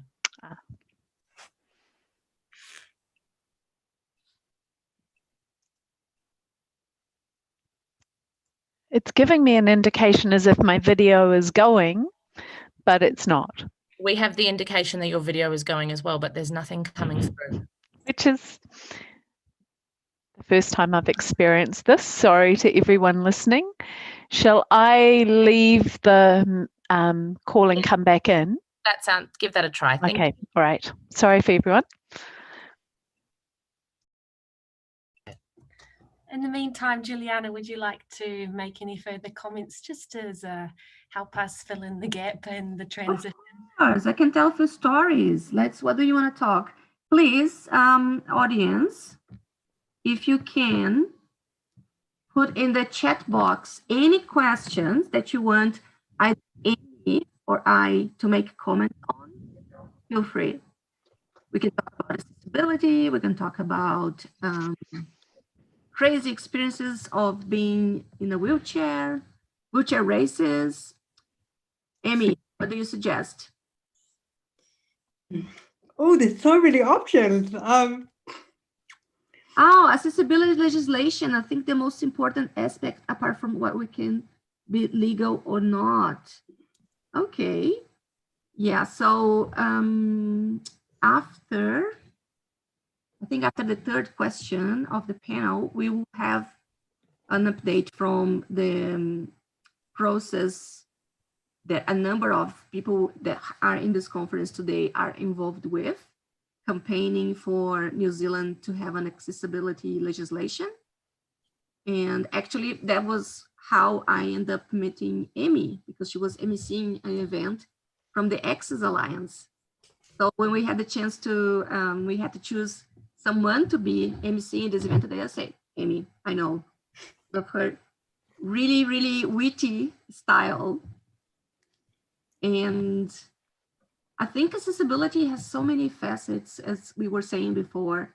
Yeah. I can tell experience. So some of you know, I'm from Brazil. This experience of, oh, she's here, she is. I can stop talking, and give back to Jen. All right, I'll tell the story later. Back to you, Jen. Oh, technology. So, ngā mihi nui kia koutou, ko Jan Logie aho.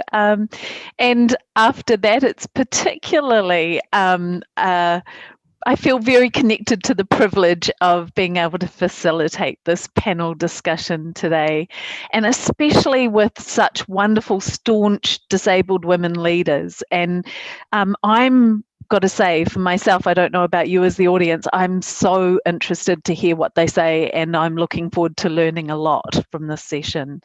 As has been mentioned, I'm also really privileged to have recently, what I think of as having picked up Mojo Mather's mantle in the Green Party to become our disability spokesperson, alongside the role of being women's spokesperson and Te Tiriti spokesperson.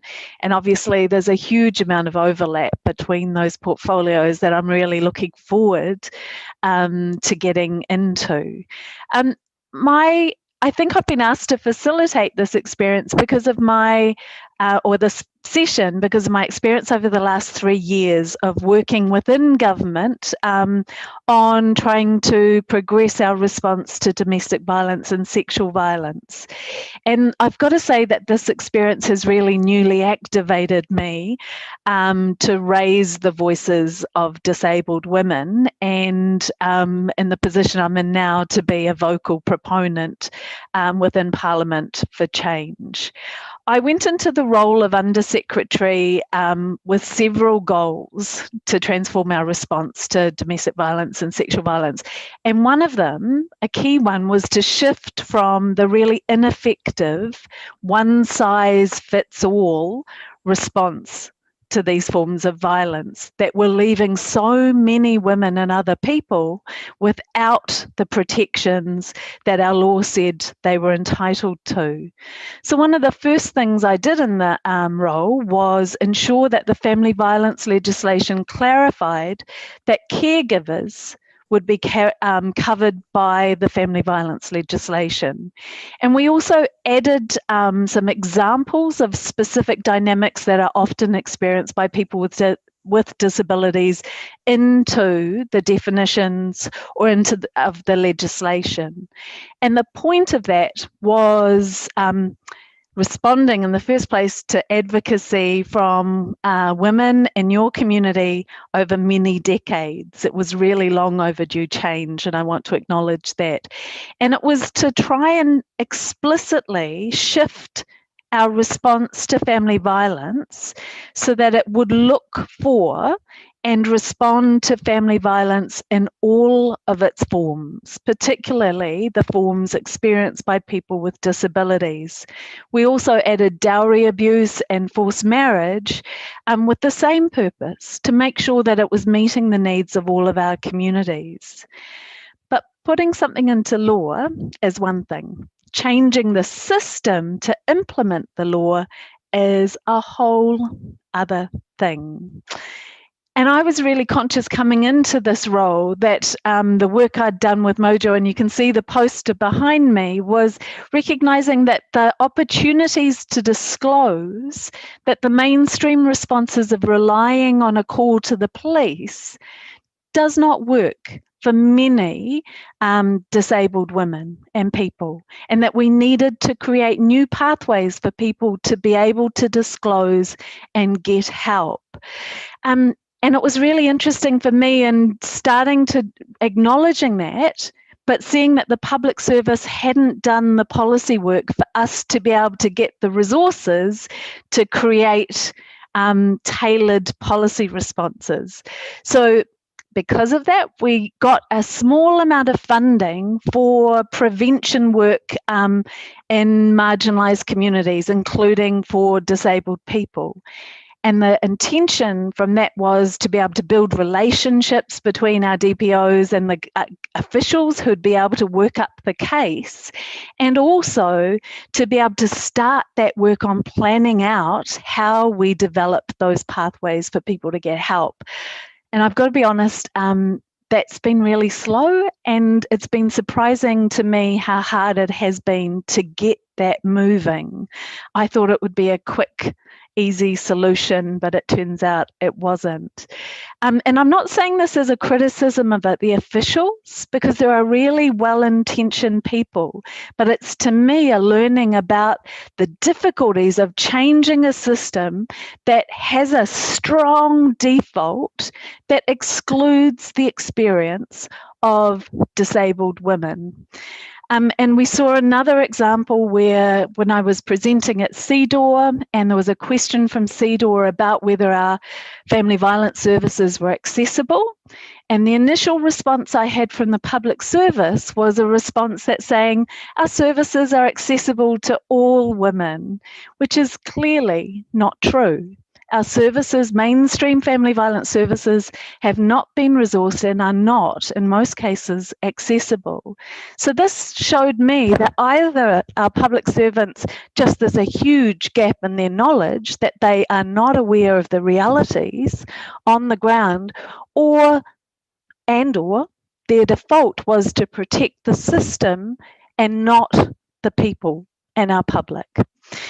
And I've got to say too, that when we put the changes into legislation, I think a lot of what I saw was the system thought that putting it into law would make it happen, and that they didn't need to do work, really specific work within their own agencies on being able to implement those protections for disabled people.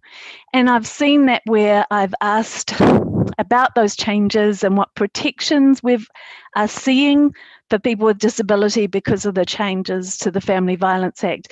And I was given assurances initially that everything was going well, it's been implemented fine, but actually the numbers and the lack of change show that it hasn't actually been implemented yet. And I really want to thank and offer my gratitude to Paula Tesserero, our Disability Commissioner, for her intervention to put external scrutiny on this work. As Undersecretary, I put some things in place to set up a foundation for change, but was unable in my time to fundamentally change the practice within the public service or the community. And it's clear to me that this is going to be a challenge for this new government, and that they're going to need all of our help to keep a highlight on this issue and to shift from that default of one size fits all and ensure the basic human rights of all disabled people. And I'm really committed to doing my bit, and that bit starts with listening to others. So that's what this panel is about. And now on to introducing this wonderful panel of smart, strategic women with lived experience of disability who have so much insight to offer us in this work.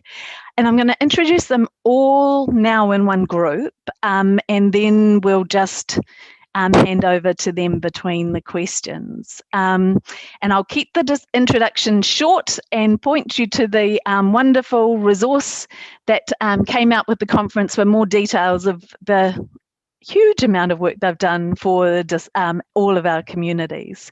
So our first, and I also to acknowledge apologies from Dr. Huhana Hiki, who had hoped to be on the panel but is unable to for health reasons, unfortunately. Dr. Hu is known and loved by many of us, and she will be missed in today's discussion, but we are very lucky to have this wonderful group. So first presenter will be Ronald Kitarangi Baker, who whakapapas back to Ngāti Porou, Ronga Mai Wahine, Tainui and Ngāpui. Ronald has brought her experience of muscular dystrophy to her work as a senior leader in the health, disability and community sectors, as well as being a mum, the hardest job of all, I've heard. And our second presenter is Victoria Manning, New Zealand Order of Merit holder, and the General Manager of Deaf Aotearoa.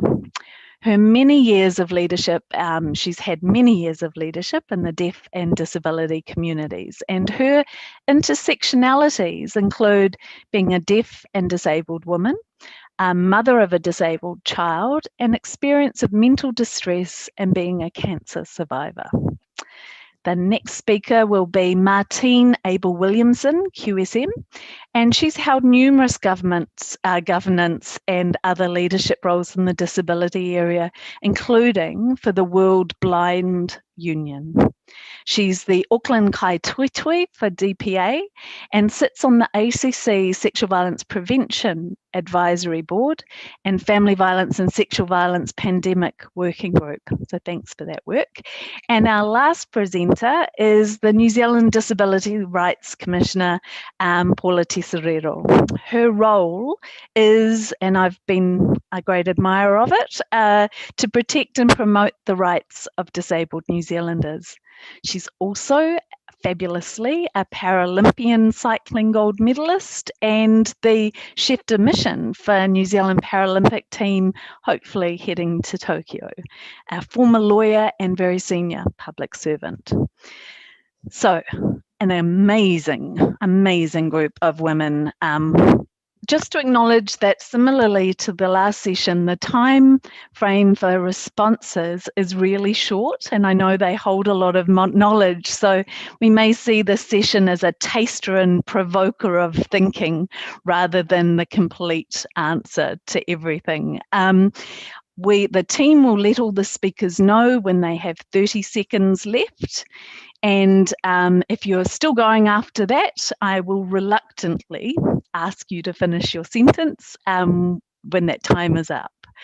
And the audience, a reminder for you to be able to send through questions through the different formats. And at the end of each question that I pose, there will be a time for a question and answer, and I'll be able to put forward some of the questions that have come through from our audience to get some more discussion going.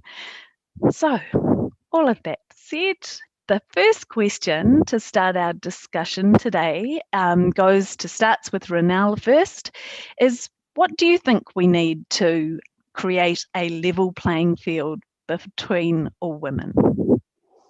Oh, first of all, can I say tēnā koe Jan and ngā mihi nui kia koutou. I'd just like to acknowledge all of the rangatira here in the room and our earlier panellists, and also Denise and our esteemed ministers. Thank you so much. It's a privilege to be here.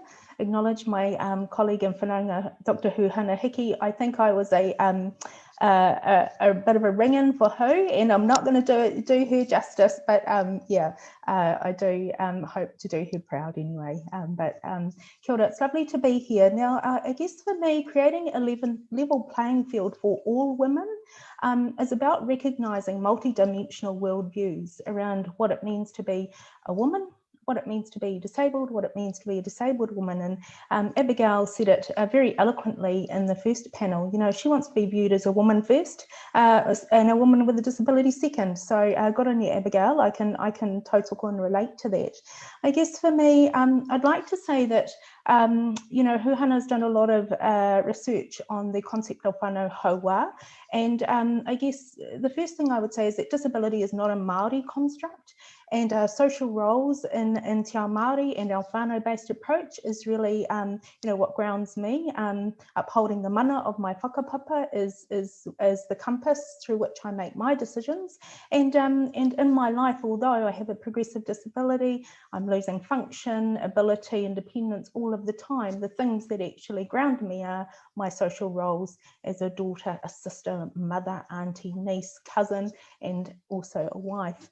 And so everything I do is through those lenses. And so I guess, yeah, for me, that's what it's about. Level playing field is about recognising different worldviews, different constructs, and valuing our social roles. Beautifully put. Thank you. And Victoria. Kia ora. Checking, can you hear me? Cool. I will use my voice here so the interpreter can keep going. Thank you, Rika. How to create a level playing field for disabled women? That's a huge question and no easy answer, and there will be lots of answers. So it's great we've got a panel here to give lots of perspectives and lots of ideas. There won't be one way, there'll be many ways to do that. One way I do want to put forward, a very practical thing that will help. It's not a silver bullet, but it will help. And that is, I want to propose that we collectively advocate for quotas for disabled people to be employed in the public service.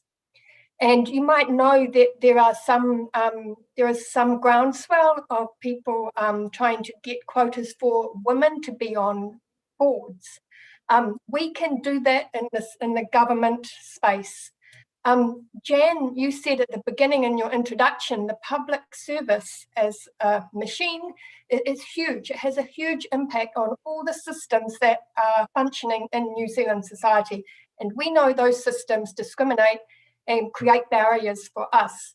So getting disabled people into those jobs, and government departments are a huge employer. Government agencies employ huge amounts of people. Getting us in there more means we are more present. We are having more influence and impact. I saw in the chat just a few minutes ago, someone was saying that there is a very low number of accessible toilets in the public service. That is one simple thing. If we get more disabled people working there, they have to make those toilets more accessible. That's a very small thing. But every day, the public service is making decisions, writing policy, advice to the ministers. Every day, those things impact. Doesn't matter what government agency you're working in. We want disabled people to be there more. And if we had a quota, for example, saying that if for every 100 people the government agency employs, 24 of those should be disabled people. And of that 24, 12 should be disabled women. Let's push for that. Let's get disabled women in these jobs. We know that we have hugely skilled disabled women in New Zealand. And I think we don't put ourselves forward enough. Sometimes I have met so many skilled disabled people, disabled women, and still I have conversations with public servants saying, oh, there's not enough skilled disabled people out there. There's heaps. And the people here are an example. And I do want to also lastly say that we need to put value on our skills in overcoming those barriers and discrimination and attitudes that are put in front of us every day. We climb over those barriers, we climb under them, we knock them down. And that is a skill, that's a muscle that we have developed. And I think the public service should be valuing that. We bring that to your job and you benefit. So quotas in the public service is one way to create a level playing field for us. Thank you. Great, very clear. Thank you. Martine. Great. Can everybody hear me? Yes. Oh, excellent. If you hear a voice in the background now and then, it's just my computer speaking. So please ignore that. It's not as if I've got other people here that can listen in. Thank you for this opportunity, Jan. I remember sitting next to you on the plane with my guide dog probably about a year ago, returning from the ACC Sexual Violence Prevention Board. And although I love those meetings, they've sort of stopped because of the work of the JVBU, which is maybe a good sign and maybe not, but it's great to still be involved in that space. I want to tag on from what Victoria is saying, and we haven't compared notes, but we've now seen years and years of disabled and women being promoted over cocktail parties and these social bias workshops and anti-racist workshops and employer confidence workshops. And although we have all of that money invested, we have not seen more disabled women employed. And that true exposure, if we don't have that, then we will not be on an equal playing field. I see that 2 years ago, when I was very fortunate enough to be the supreme winner at the Attitude Awards. People said to me, thank you for your contribution. And I said, look, it's collective to start with, so it's not just me. And I put the word out there that if we're not at the table, we're going to be on the menu. We need to be at the table, we need to be in the tent, whatever analogy we need to use. We've got a history of people speaking on our behalf, and it's not working. You do not see non-Maori people and non-Pacific people, hopefully, speaking at government level and other levels on behalf of those communities, but you still have heaps and heaps of officials and non-disabled people and non-disabled women speaking on our behalf.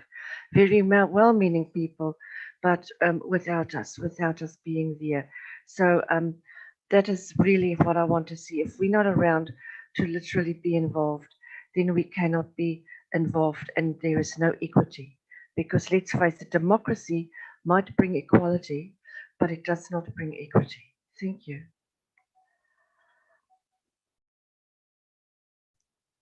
Thank you, Martine. And Paula.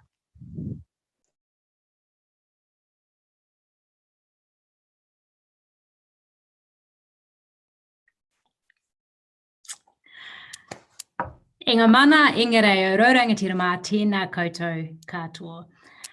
Kia ora, Jan. Thank you for being the MC for this, and thank you to Pacific Women's Watch for bringing this together.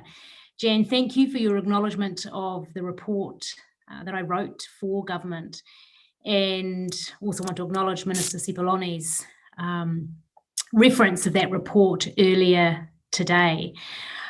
I spoke to Marama Davidson yesterday at the White Ribbon breakfast hosted by New Zealand Police, and she had also seen the report. And I think what I've taken from my discussions with government thus far, you, Jan, last year, Minister Cipolloni, and now Minister Davidson, I feel a very genuine and authentic desire by everybody to really make a difference for disabled women in respect of violence and abuse. So to answer the question before us, I think one of the big challenges in creating a level playing field is actually knowing how uneven the field is to begin with and how big the bumps are along the way. We are still working in New Zealand to have disaggregated data on disability as an entire population group, let alone for disabled women or Indigenous disabled women. We do know some things. We know that disabled women told the Human Rights Commission in 2018 that violence was their top concern. We know we still have legislation that allows medical procedures to be conducted on disabled women without their consent. And we know that disabled women fare worse in employment outcomes and incomes than either non-disabled women or their disabled male counterparts. Although we lack some of this disaggregated data, we can take an indication from some of those stats that I mentioned and from global data. For example, on violence towards disabled women, which globally ranges at the conservative end from 2 times likely to experience violence, at the less conservative end of up to 4 to 10 times more likely that disabled women will experience sexual violence. We can draw some conclusions that gender and disability, when multiplied, create bias that disabled women face.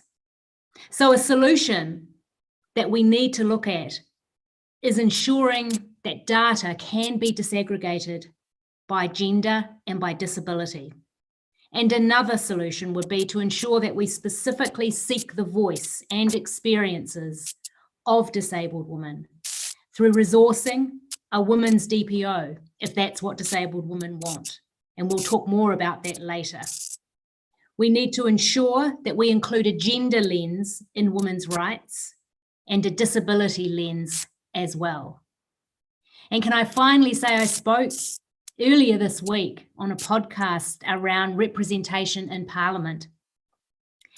And Victoria talked about increased representation in the public sector. Can I just say, since time has finished, that some of these amazing disabled wahine need to get into Parliament and help our non-disabled allies strengthen all of our work and outcomes. Thank you. That was worth sneaking over time for. Thanks. And thank you everyone for your contributions then. And so I am waiting to see if there will be a question that will come through, but I just want to acknowledge that in the core things that I heard out of that the panelists may want to interact with other people's views on were around actually starting from a multi-dimensional worldview. And I would say that's a process of decolonizing our work, which is inherent in a colonial worldview is the siloing, and that isn't held within a Māori worldview, as an example. And a very strong discussion about the need for quotas to be able to get that expertise from lived experience as well as analysis within our public sector to also help change the physical remove the physical barriers within our public service, and that also maybe could be in our parliament as well. And a starting or giving more foundation to this work by ensuring the visibility of experience through the data, recognising that data is a foundation for policy work.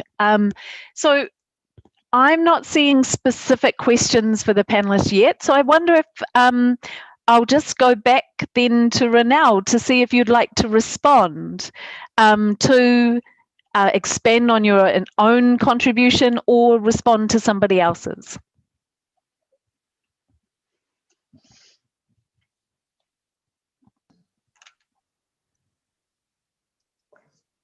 Apologies for the delay. I just needed to wait to have permission to unmute. I guess in terms of expanding, I would agree with the kōrero that has been shared. I've just recently moved into a new role looking at accessibility for the next census in 2023, and I agree with Paula in that, you know, it's very difficult for us to be making robust decisions, to be advocating without robust data to back up our lived experience. In terms of Victoria Martin's kōrero, yeah, fantastic. I'd love to see one of them in Parliament. Wouldn't they be fantastic? And it's just, I guess that somebody put it in the chat very early on, back, I think before 1:30, instead of the nothing about us without us, actually just nothing without us. We really need to be at the table. Our experience is holistic, broad, and really just transcends the silos that you speak of, Jen. So yeah, it's tautoko everything that's been said. Great, thank you. Victoria. We've had a question come through, which we'd like to respond to, and then we will just jump straight into the next question. Is that okay, Victoria? And then if you'd like to jump in later, if there's any time. So the question was, how can we get lived experience as a disabled person added to person specifications for a range of jobs in public service?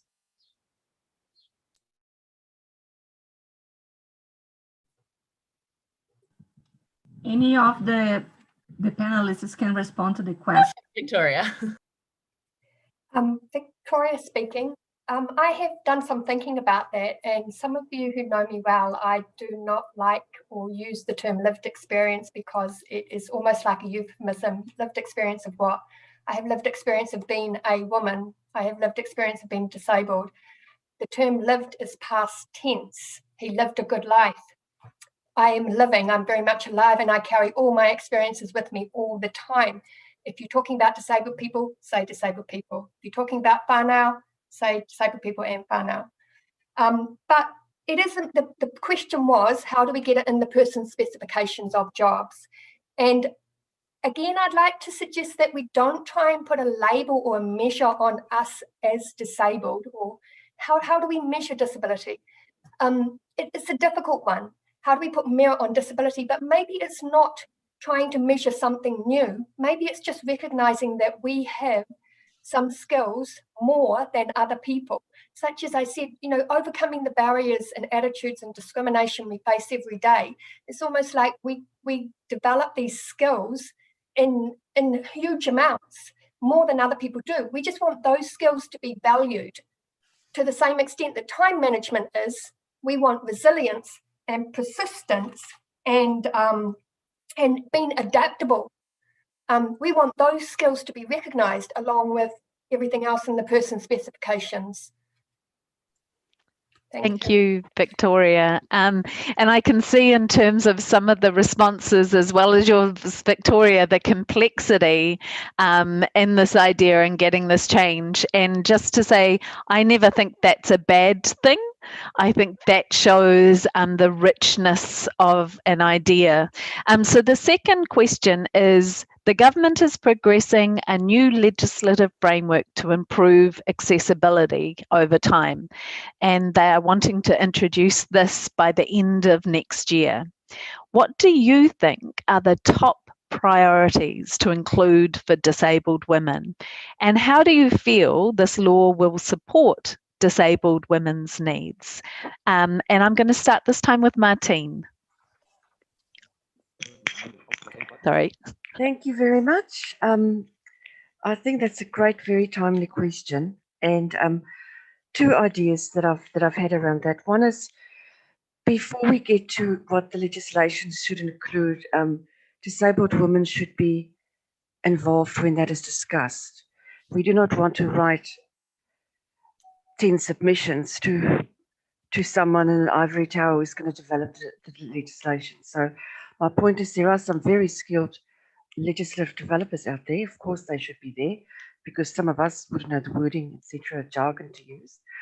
But please, when we talk about what should legislation include, because I don't have all the answers, please include disabled women in the co-design, even before co-design, even just when we start to talk about high-level concepts, and then drill into the very specifics, very technical specifics, because it's up to technical specifications that's going to be disabling or not, how wide a door is, or how good lighting is, or etc. like that. So it's not just high level, it's some specifications as well.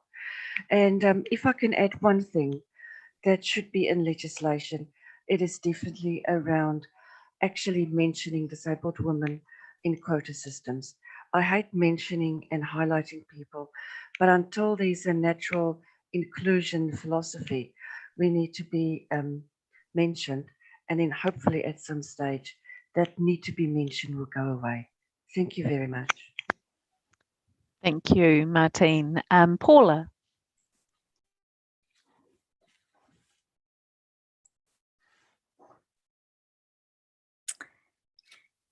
Sorry, I'm just getting funny messages.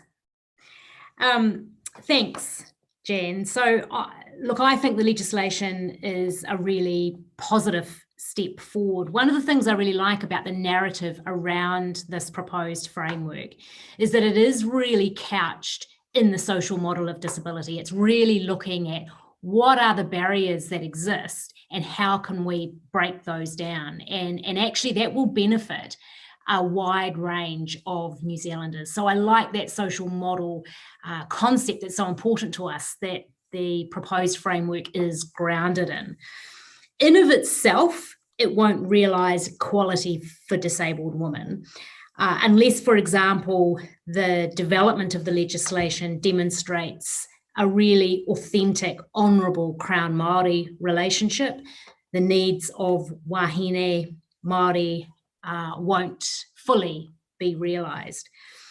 The bill has not yet been drawn up, but when it is, I guess we'll be able to see the approach that will be taken. But assuming it provides both requirements for accessibility and a rapid system of redress, it will help to create a more accessible society. But it won't change everything on its own. Because disabled women, as we know, face particular barriers, and the legislation is unlikely to include an intersectional approach, it might not fully address those intersectional barriers. And interestingly, we learnt from the experience in Canada that people there were disappointed that the federal legislation, which was recently introduced, didn't take account of those important intersections. Now, it's quite good when another country goes through these experiences because you actually get to really learn from them, and we have an opportunity to address some of those things in the legislation here. The legislation, as many of you know, will be supported by standards, and not all of them will be immediately enforceable, I imagine. And depending, for example, on whether sexual and reproductive or family violence services are resourced to meet the standards, then the standards won't be able to be fully realised. So it will be really important to resource the legislation appropriately.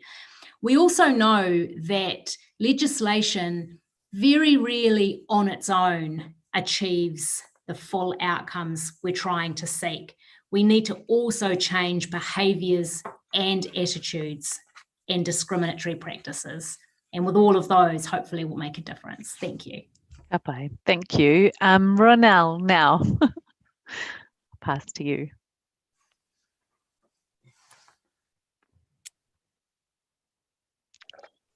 All right, thank you. Kia ora. So I guess I would just carry on from what Paula has said, in that I believe the Act will be a strong lever. So while it doesn't necessarily address specifically the needs for disabled women, it will be a strong lever. It champions better access to goods, services and facilities, and I think some of the benefits will be universal, but specifically for women, I think reproductive health and maternity services in particular need to be more accessible, and I would like to see this legislation actually supporting more advances in that space.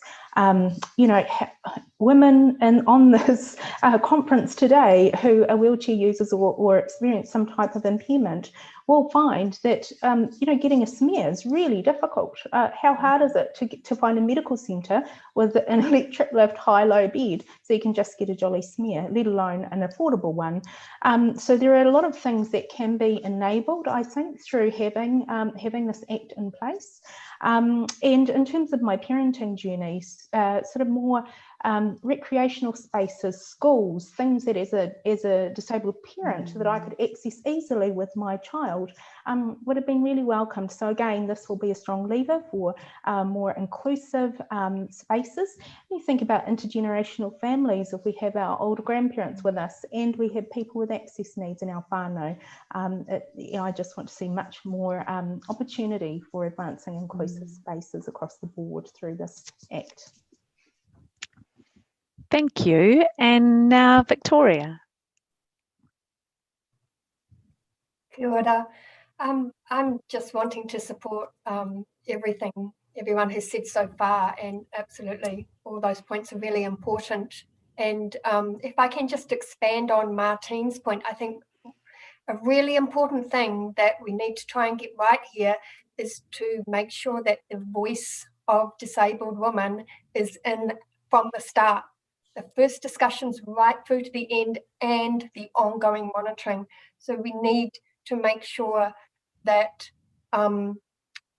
the consultation processes are accessible and include disabled women, that we support disabled women to have a voice there. When it goes to select committee, is the select committee process accessible? Is the information there clear? Is it understood why you need to have a voice there? And not only the public consultations and public select committee space, but behind the doors in the public service, as we've talked about, the importance of having quotas there. At the table, at the decision-making table, we need to make sure disabled women are there. In drafting the law, it needs to be co-created. with disabled people and disabled women. And Paula's mentioned it is expected that this law will have standards under it, and those standards will likely be huge impact on us. We need to be there co-creating those, and once the standards are developed, in co-monitoring them. Having a hand in all of this from start to finish, it's critical. We cannot underestimate that.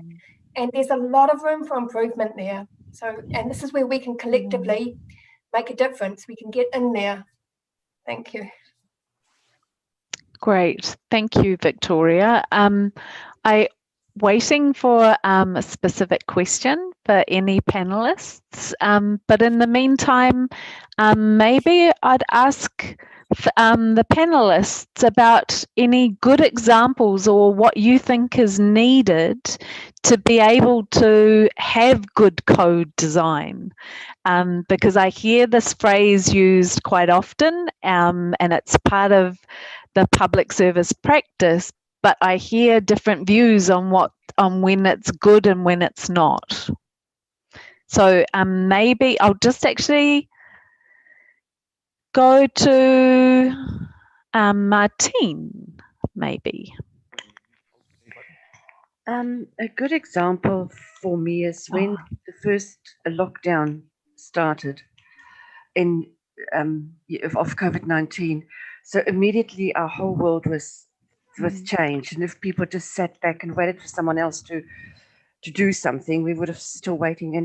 And immediately, the International Disability Alliance and the organizations linked with it started to survey and research disabled people to say what's going well, what's not going well. And some of us got surveyed to death. I was sitting sometimes here in my lockdown thinking, here's another survey. And I think, no, look, actually people are now saying to me, this is day 2 of lockdown. What are you experiencing? This is day 5 of lockdown.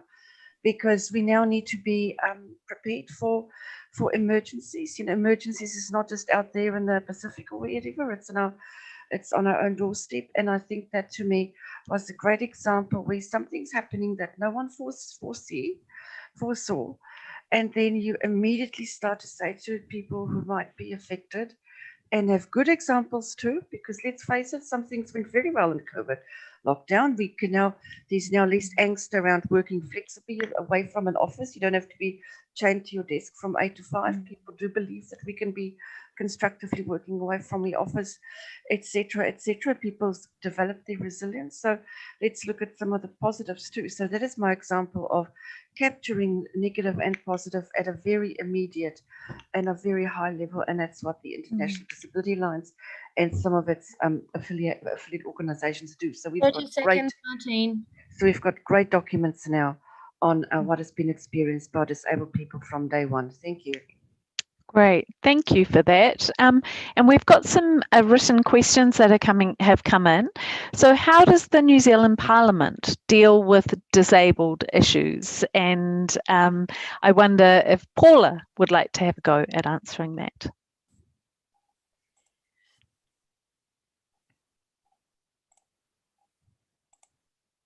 I'm coming. There I am.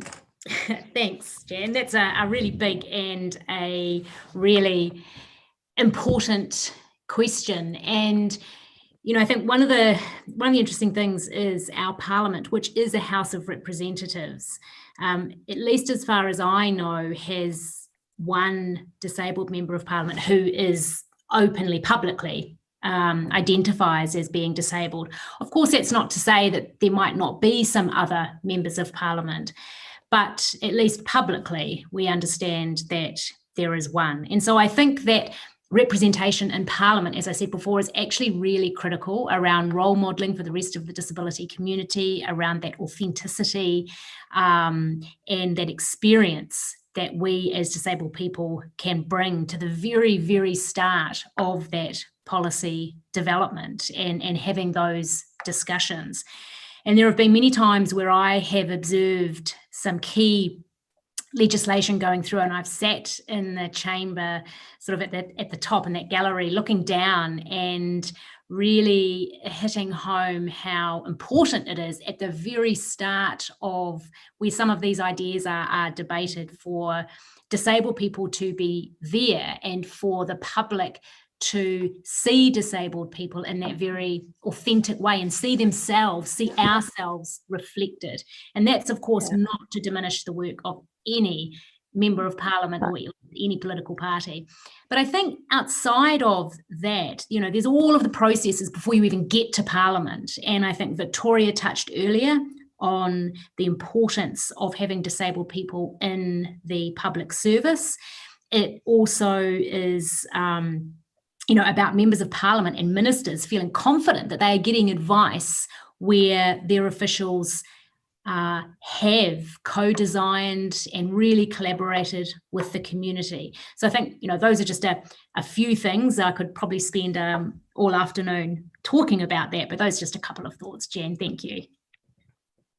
Thank you, Paula. And there was, we've only got a couple of minutes before we move to the next question. And there was another question about, is the government signing up to the WHO Inspire Tech package? That's not something I know about. I'm wondering if there's anybody on the panel who does. I'm not sure. So maybe we'll have to look into that, and that's giving me some homework, and I'll go and find out about that. And you can email me if you want to find out the answer. So thank you for whoever put that question in.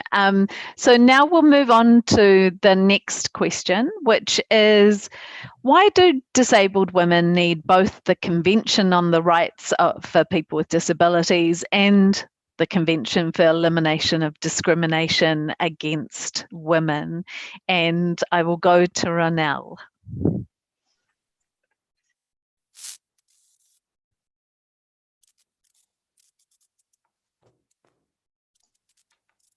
Thank you, team. Okay, kia ora. So I guess, I just need a disclaimer here. Who would be all over this question? And I just want to acknowledge there are people on this panel who will know more about the conventions that I do. So I guess at a simplistic level, I would say quite simply because our experiences are different, and also, if I look back at the history and the timeline, if you look at the CEDAW, it was adopted in 1979. Now, I was born in 1972. If you put that in context, Dame Whenua led the Māori Land March in 1975. So it's been around a long time.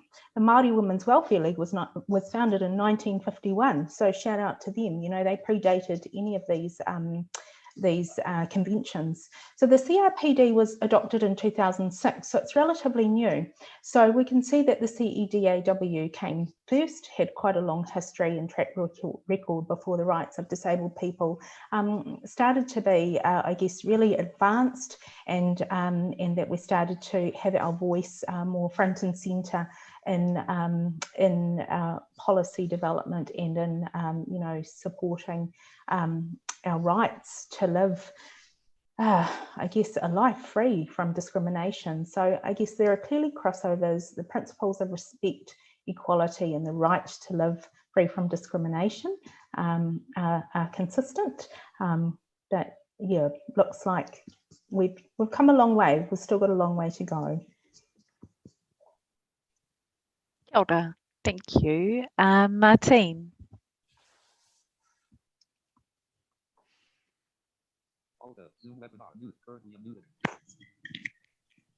I think we need a whole, there's so many frameworks. If all our highlighted rights are only identified in one, namely CRPD, people will just put that aside and say, oh, and by the way, as an add-on, here is the CRPD.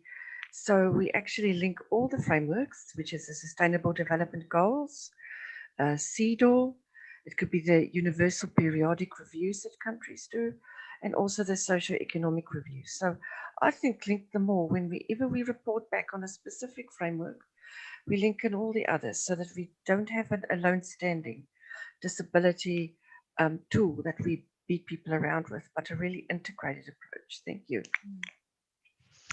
Thank you, Martine. That was concise and very clear. So, Victoria. Thanks, Jan. Yeah, similar to Martine, I think there's lots of tools out there and we need to use them all. So the Convention on the Rights of Disabled People puts that disability lens on top and says what is the disability experience and how do we reduce barriers and create equality for disabled people. And that is a very important tool for us. And then we've got the Convention on the Elimination of Discrimination against Women, and that puts discrimination against women as a primary lens. But we are disabled and women. We are overlapping in that. And the word intersectionality has been used a lot in this forum, in this conference, and I think that's very relevant here because there are so many intersectionalities. Being a disabled woman is just the beginning of who we are as people. We have many, and there are other tools, and we should be using all of them, every tool. There is also another significant one for us is the United Nations Declaration on the Rights of Indigenous People. And that's another very important one, I think, for us to consider here. And we need to, as I said, be using all the tools. And also this multi-pronged approach, it gives us an opportunity to collaborate with other groups and other people and to learn from each other, to teach other groups. And so we can teach women's groups how to be accessible for disabled people and vice versa.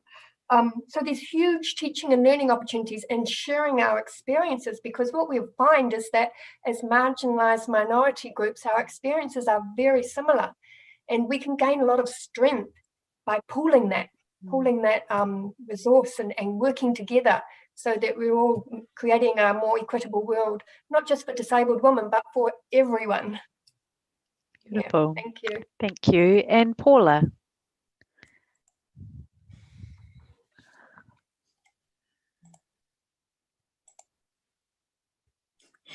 Thanks, Jan. So like others, I absolutely think that it's really critical that we have both. And as Victoria really nicely put, there are other conventions and declarations that are also critically important to us. So CEDAW, as we know, focuses primarily on equality between men and women, but it doesn't clearly articulate women's diversity or measures that we need to take to dismantle those inequities. As many of you will know, without the strong advocacy of disabled women to have the unique experiences of ourselves specifically included in the CRPD, the Disability Convention would not have articulated the rights and unique experiences for disabled women. And I think that's really important. We have been really slow, I think, not just in New Zealand, but globally, to take a truly intersectional approach. One of the things that I find really sad actually in my role is when people talk to me about having to pick one identity over the other, because when one of their identities is as a disabled person, they often find that that's the one that they have to forego in order to participate in other groups that they identify with. And I think that, that getting intersectionality right is really important. And until we do, then I think we need these multi-tools and number of conventions.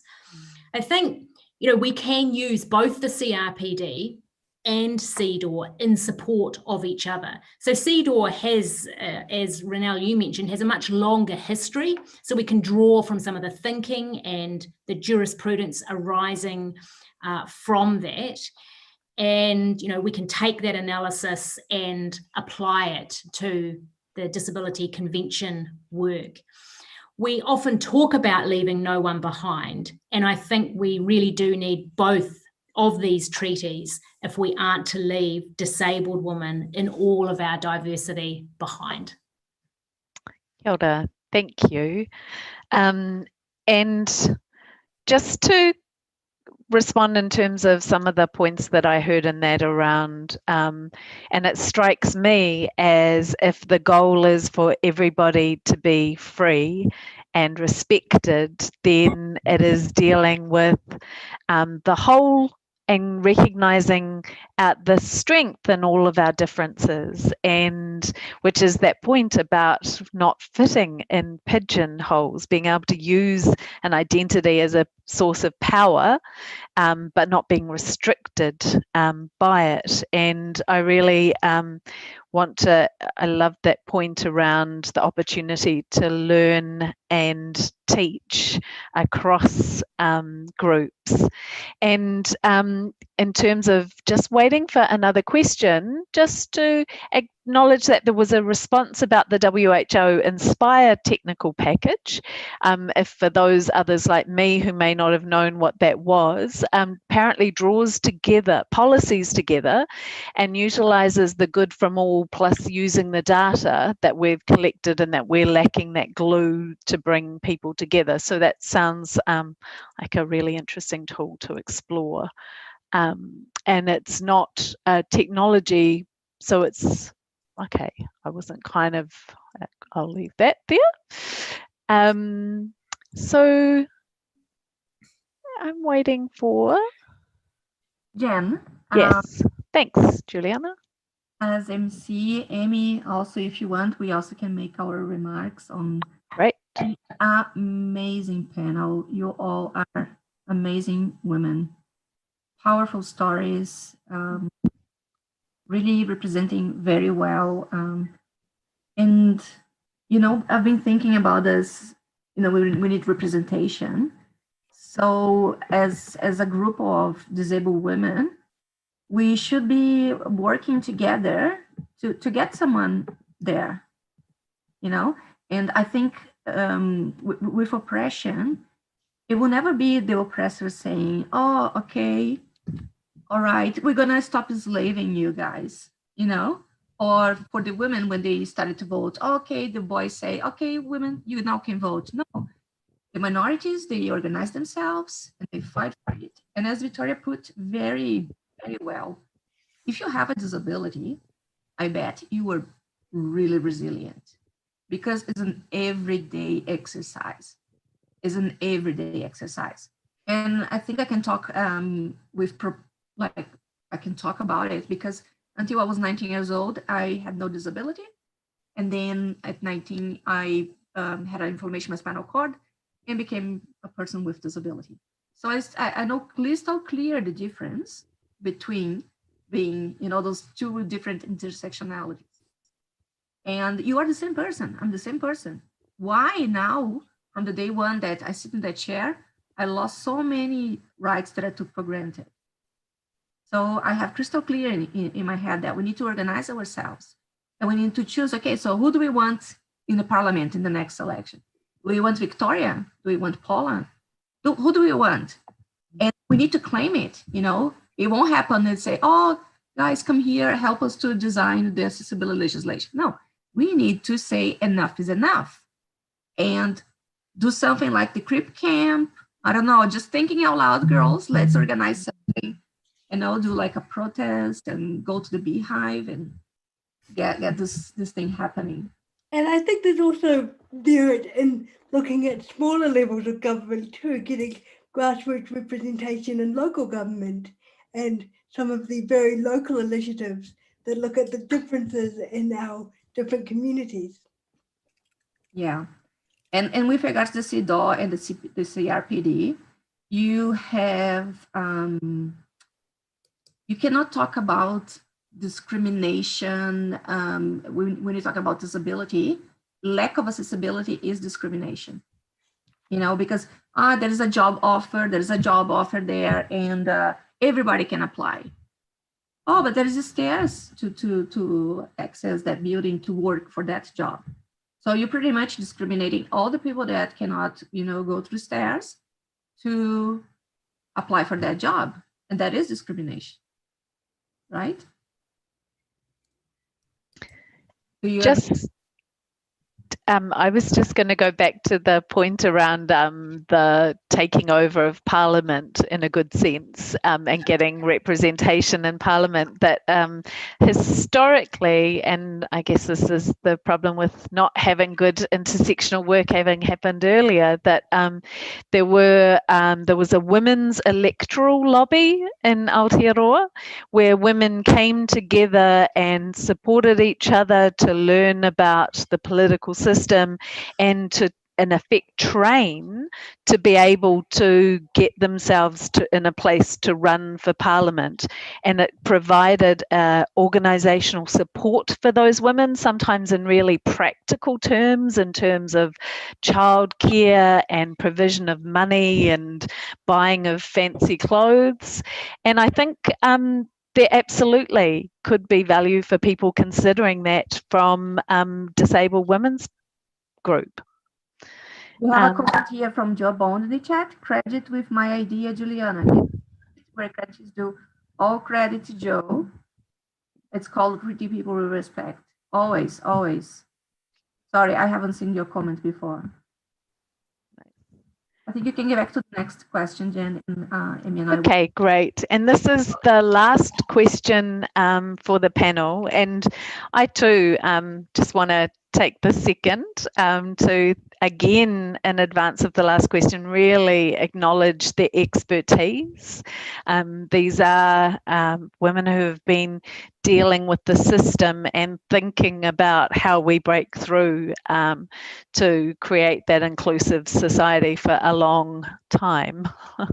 and it does feel as if we're in a moment of time where it's great to pull those minds together to see if we can speed up this process of change.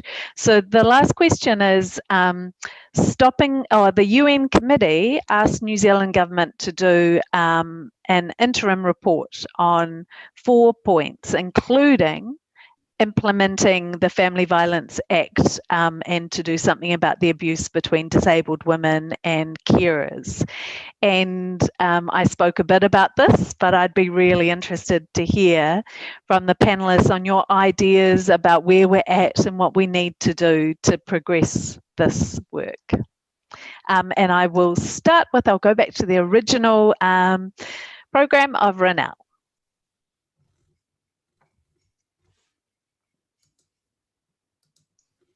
All right, kia ora, Jen. This is obviously a difficult topic, and because I have a progressive condition and multi-generational experience of that, we are now, I'm going to reflect a little bit on my mother's experience in this kōrero. As obviously we transition over time, that loss of functional independence means we rely more and more on personal care to live the lives that we want to and choose to. And I guess I'd like to speak a little bit about the subtlety of abuse. So I think under the family violence umbrella, it's really important to think about the subtlety of abuse that happens in that care relationship. It's such an intimate relationship. And Minister Sepuloni mentioned a few things around withholding care, withholding equipment, resources, and food, you know, things that people don't often associate or recognise with family violence. And I think in my experience that persons with a disability tolerate a lot. They actually have a high threshold. And so things often get really bad before someone has the courage to speak up. And so in terms of solutions, well, I think we need to have more of an honest conversation amongst ourselves about both the subtle abuse that happens by both paid and unpaid carers. And our paid carer workforce is largely women. So we need to have an honest conversation about women being perpetrators of abuse in a care workforce. And I think that, you know, that needs to be talked about more openly. I think disabled women need more peer support and encouragement for safe forums to speak up and describe how that is for them and how they can be empowered to take back more control over their personal circumstances. Thank you. I think certainly individualised funding, choice and control over supports has given people a lot of enablement and empowerment.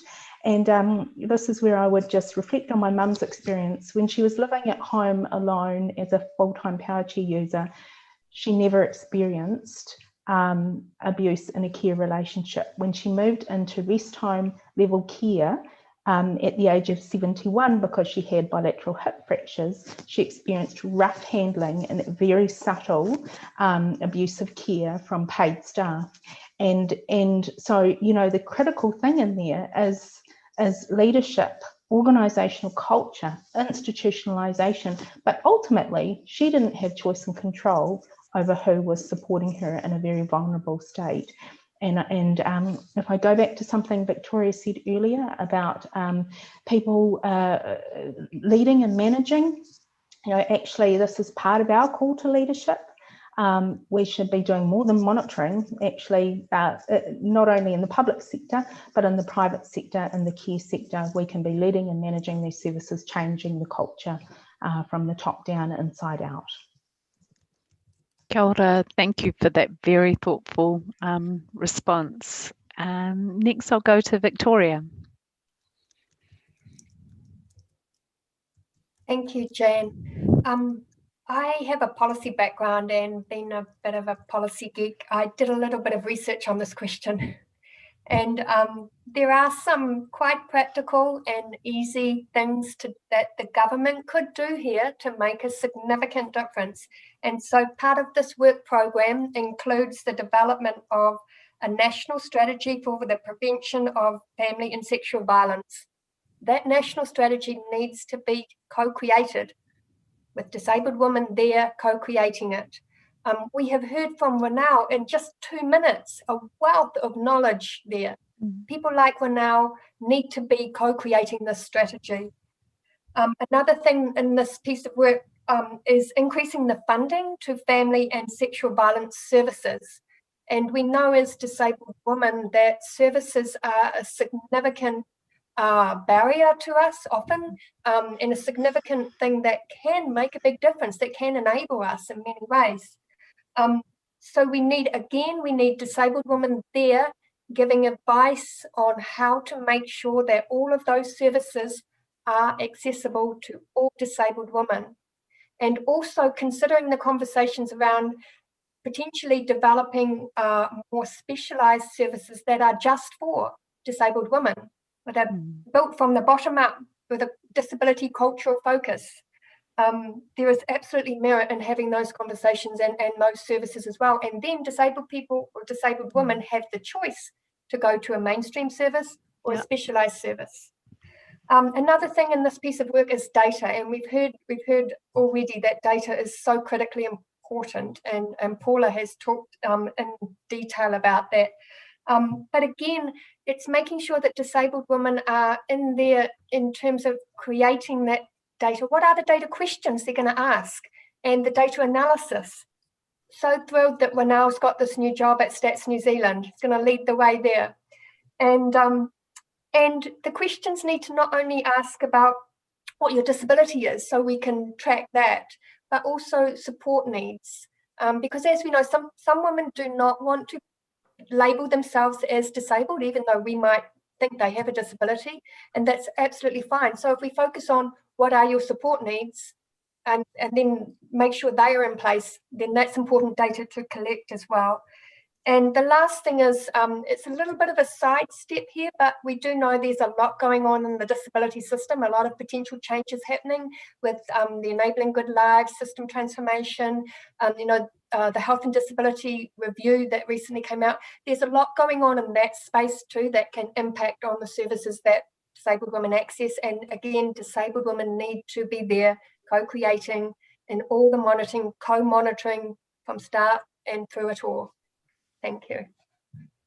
Brilliant. Thank you very much. A lot more detail and depth to that, adding on what was already really impressively presented from Ronald. So next to Martine. A couple of things from me is, apart from what the others already raised, I think we've just earlier this year have completed some research in my role on the ACC Sexual Violence Prevention Board, for the first time we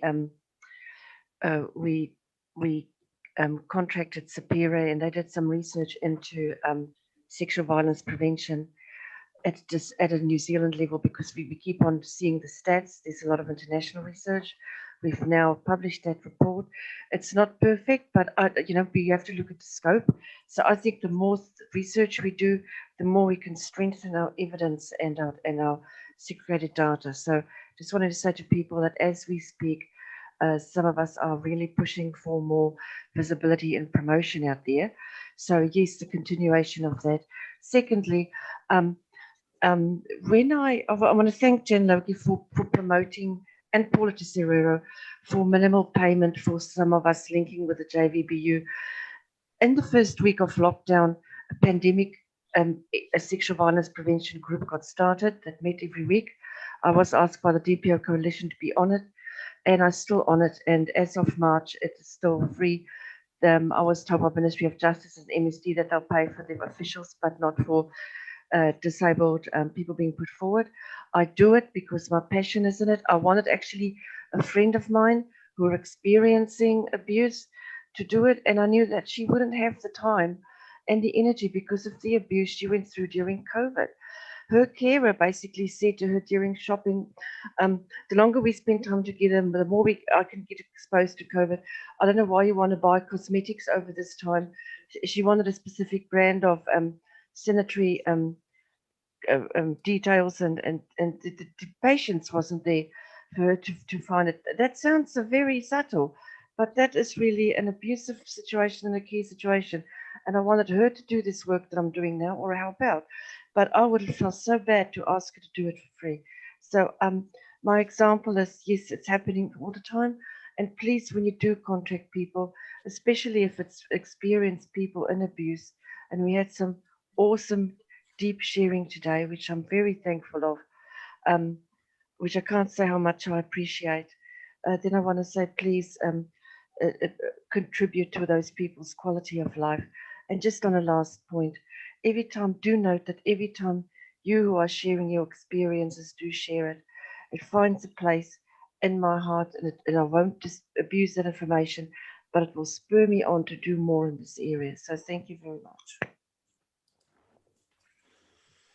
Beautifully put, Martine, and I would say that goes for me as well.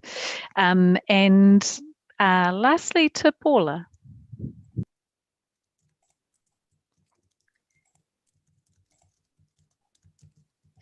Kia ora, thanks, Jan. I can see that the Honourable Marama Davidson has just joined us. So if she's there, but we can't see her, welcome, Minister.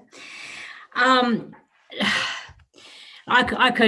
just can't do justice to this topic in the short space of time. So I'll make some rather quick observations. Firstly, Jen, thank you for all the mahi that you did around the family violence legislation. There's some really good things in there, and I think particularly around recognising the nature of the relationships that ought to fit within the legislation. And now we know that carers are part of that, and I think that has certainly opened up better opportunities for protection within the disability community. One of the things I often talk about is that in this area, the magnitude, the nature, and the prevention of violence is same but different in the disability community. There are some things that are the same for everybody who experiences violence and abuse, and we know deeply that there are nuanced differences for the disability community. And if we take a universal approach to this work, we simply will not, as a nation, ensure that disabled people are not left behind. So what do I think needs to happen? I've been really clear in what I think needs to happen, and that's been informed by so many wonderful disabled wahine around the country, academics, people who are skilled in this area, who have helped guide my journey around this and my understanding around this. And I want to thank those disabled women, some who are part of this conference, in continuing to help me with this work.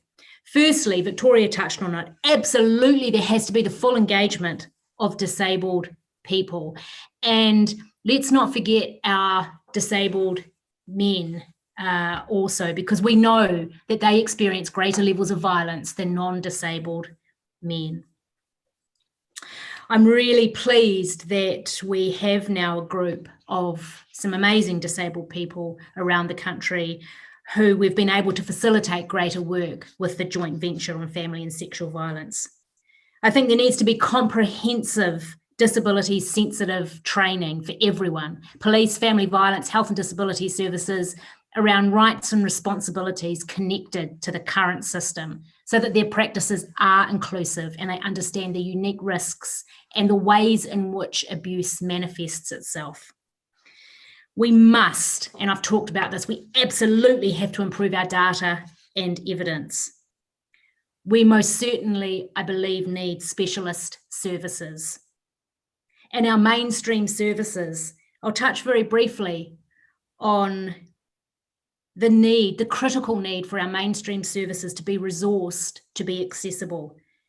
During lockdown, I made contact with all of the main service providers, and I asked them what during COVID would they do to particularly reach out to disabled people.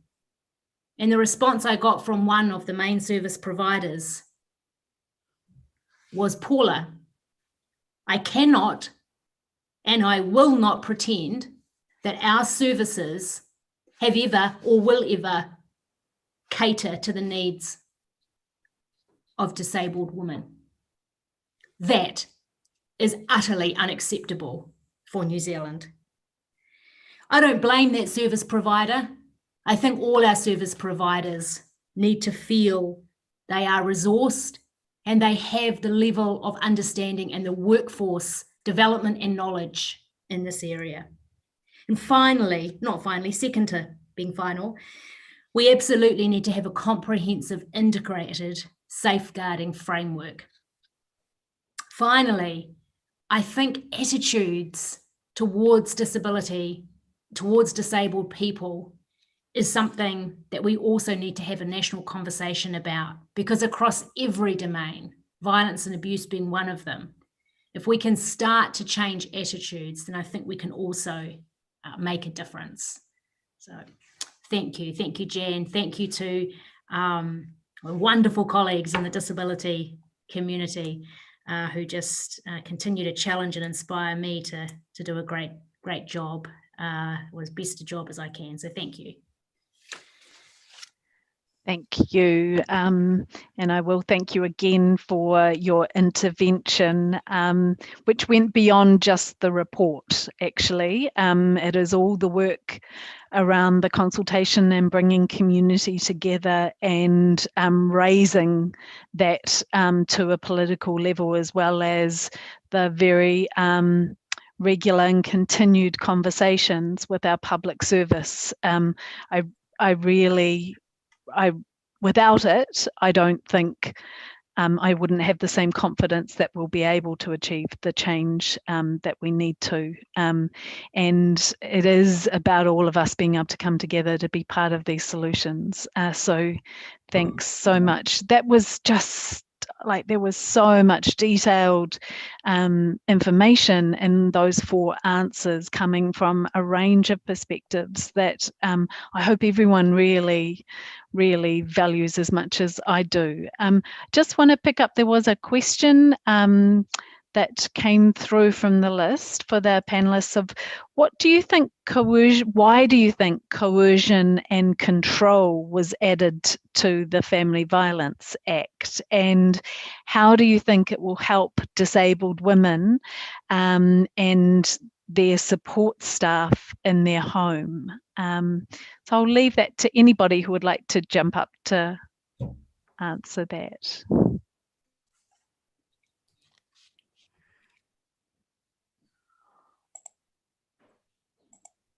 I'm happy to make a comment, Jan. Just trying to get my video on. So thank you for that question. whoever it was that asked that, I think that change was one of the real positives in the legislation. So it does recognise coercive or controlling actions, such as, and I think this is really important for our community, it includes things like removals or threats to remove support or assistive equipment, and things like that. So actually, I think that is quite important. I would go on to say that I think the thing which would really complement achieving the vision of that legislation would be that point that I made around ensuring that there is that disability sensitive training, so that when police and other frontline service workers are going into those situations where they have to make that determination about coercion and control, they have that disability understanding and awareness to be able to respond appropriately. And I think that will be an ongoing challenge for all service providers to respond to. So hopefully that helps a little bit. Great, thank you for that. And I would add that I'm hoping one day to see that translated, that sensitivity training into that police, when they go to call outs around family violence, they in effect have a checklist of things that they're looking for and questions that they ask, is that I'd love to see from that training the needs and the potential risks for disabled people in that list, and in terms of when they're called out. I just also want to point to a comment on the chat. Somebody asking if we can stop calling people carers, and saying that's really the case. The role is personal assistant or support staff.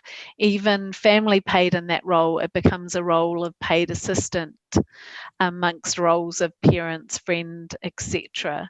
And I think in the materials for this conference, carer was in italics.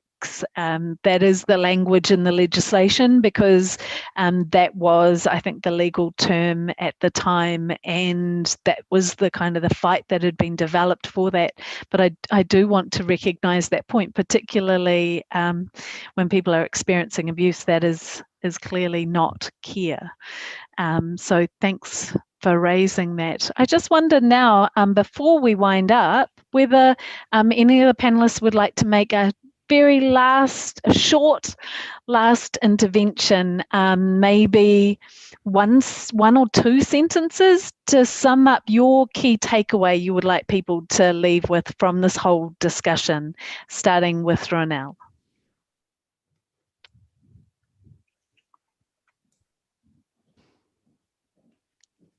Oh, kia ora, Jen.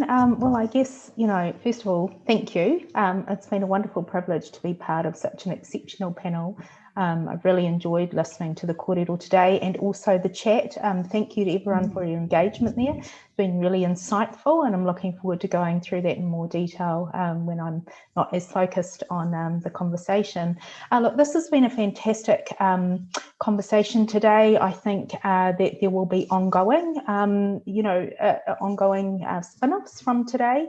There's a bit of a movement I can see coming, and what strikes me is how we are so highly relational and collective in the way that we think that I just find that a really empowering base to be moving forward from. So it feels like a really mana enhancing opportunity, and so yeah, fantastic.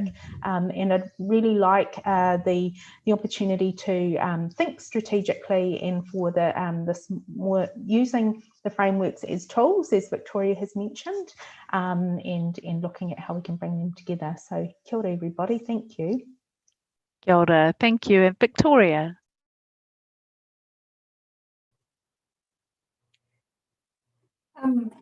I have been in the disability sector for forever, but I still really love places like this, these spaces where we come together and we share our collective knowledge and wisdom, and it just gives me so much energy to let's get together and keep shaking the boat and making a difference. And yeah, it's a goosebump moment to be here. And in the earlier panel, there were times I had tears in my eyes. You know, this is it's an emotional journey for all of us. And just to come together like this, we can't undervalue that. There is huge value in doing this. So I'm looking forward to another one of these sometime soon. And thank you to everyone for participating. One last comment. I do like to reframe sometimes people's assumptions and things. And I think that we as a collective, we all understand that future that we're going to, where our world is equitable for all of us. We understand that. We have a very clear vision. And there are a lot of people in society who don't understand that vision. We have to drag them into the future with us. So let's collectively do that. Kia ora, thank you. And Martine and then Paula, and I've been asked by the organisers to ask you to keep it short, sorry. Otherwise we'll be too far over time. But I'm just loving what you're saying so much. Martine. Hi, everybody. Thank you for the shared space. I think it's a great example to capitalise on and do again. And please, let's use this energy to move forward and not just to stay in place. Thank you, Paula.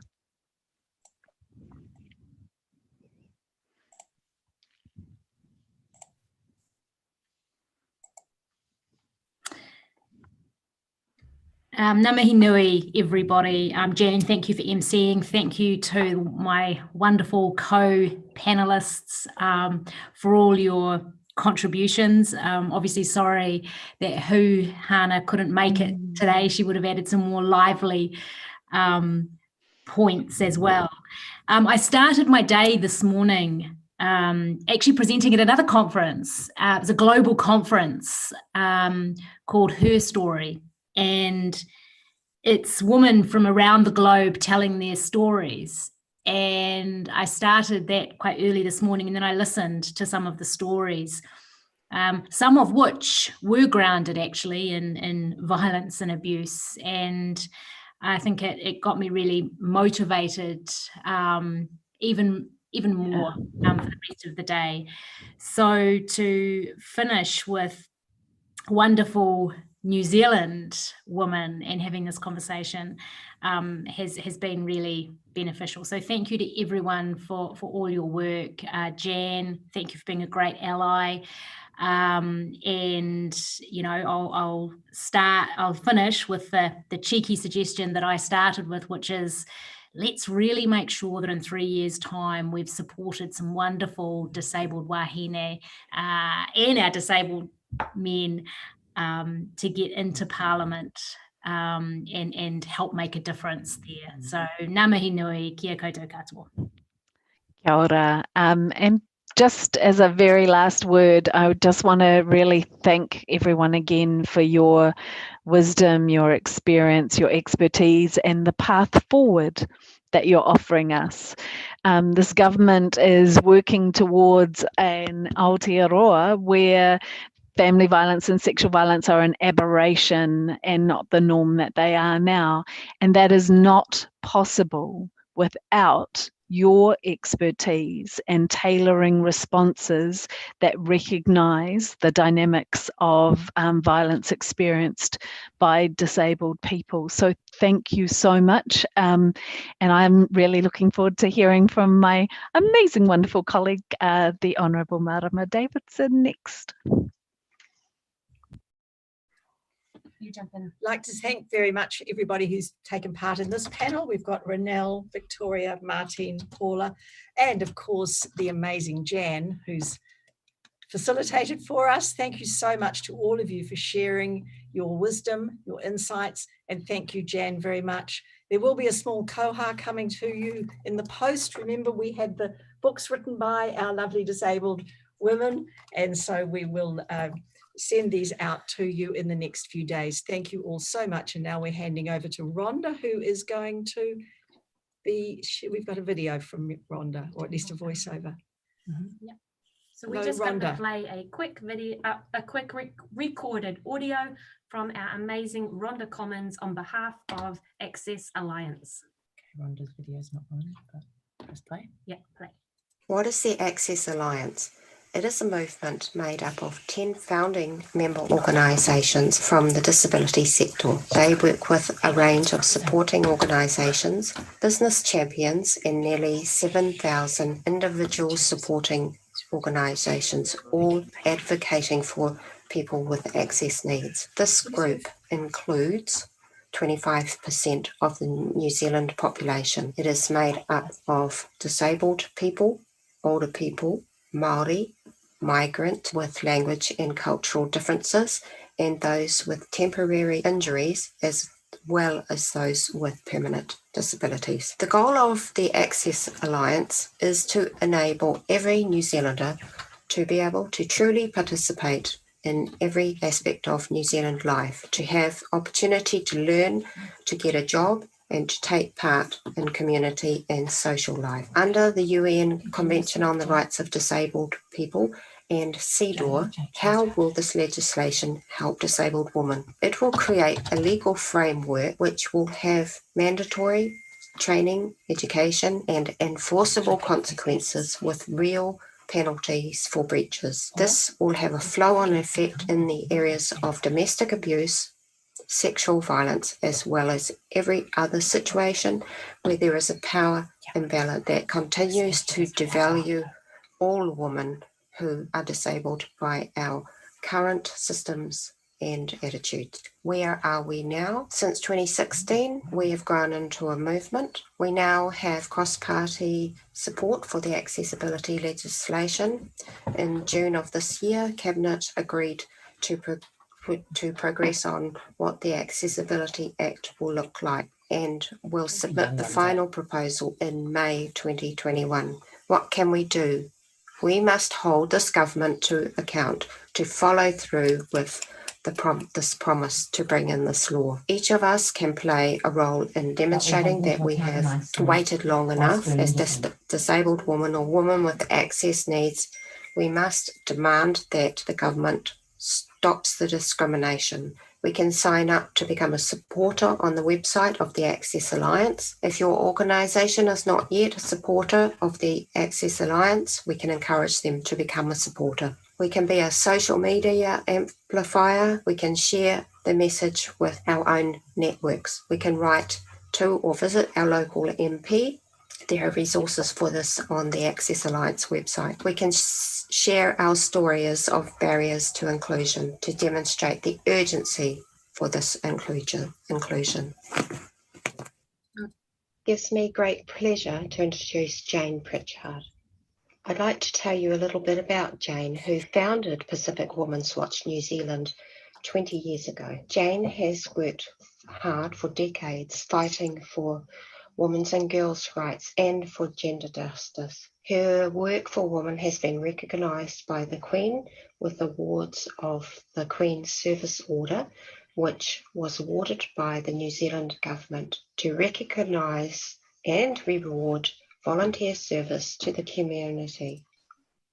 More recently, Jane was awarded the CNZM, that is the New Zealand Order of Merit, which is to honour those people in any field of endeavour who have rendered their service to the Crown and the nation, or have become distinguished by their eminence, talents, contributions, or other merits. So Jane is our early visionary who established the organisation in 2001 under the principles of partnership promised by the Treaty of Waitangi.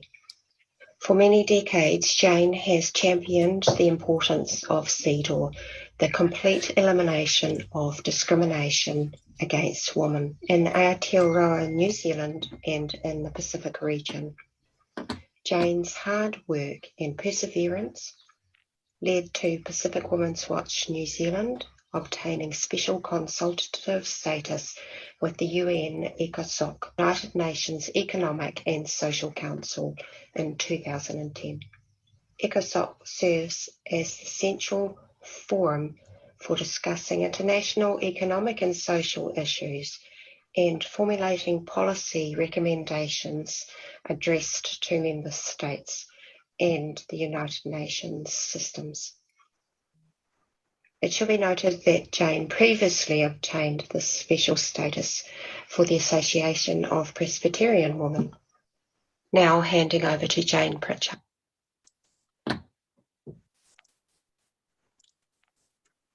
Thank you, Rhonda. Kia ora tātou. It's now 20 years since Pacific Women's Watch New Zealand was established in 2000 to be a link to the Asia Pacific Women's Watch in the wider region. From 2006, when we held our first conference, focusing on the issue of violence against women and girls, our annual conference has been the outstanding event on our calendar. The conference today is no exception. An enormous amount of information has been shared as we have aimed to champion equity for women and girls living with any form of disability.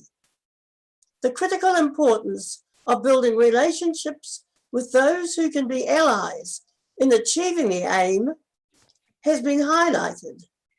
We anticipate links made more robust today will be further strengthened going forward. New data and discussions of lessons learned through the presentations will be taken to the sub-regional and regional levels through Pacific Women's Watch New Zealand's special consultative status with the Economic and Social Council. My success in gaining that United Nations status at the 10-year mark in our history has provided the link to a much wider space for our action as a non-governmental organisation. Experiences and issues for disabled women will now be taken further within that wider space of advocacy, where we also have the mandate to make the voices of women in Pacific Island states heard more loudly. I warmly thank all those who have taken part today to promote our theme of creating a level playing field for all women in Aotearoa, New Zealand who are disabled. And I particularly thank our MCs, Amy Hogan and Juliana Carvalho, who have done a magnificent job in keeping everything up to schedule. It's my great pleasure now to introduce the Honourable Marama Davidson, Minister for the Prevention of Family and Sexual Violence, to close the conference. Thank you, Marama.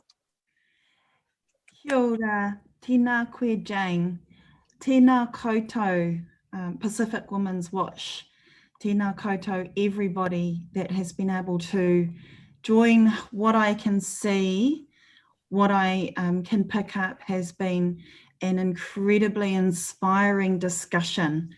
I'm so proud to be able to be a part of coming in to help to close this particular part of the discussion.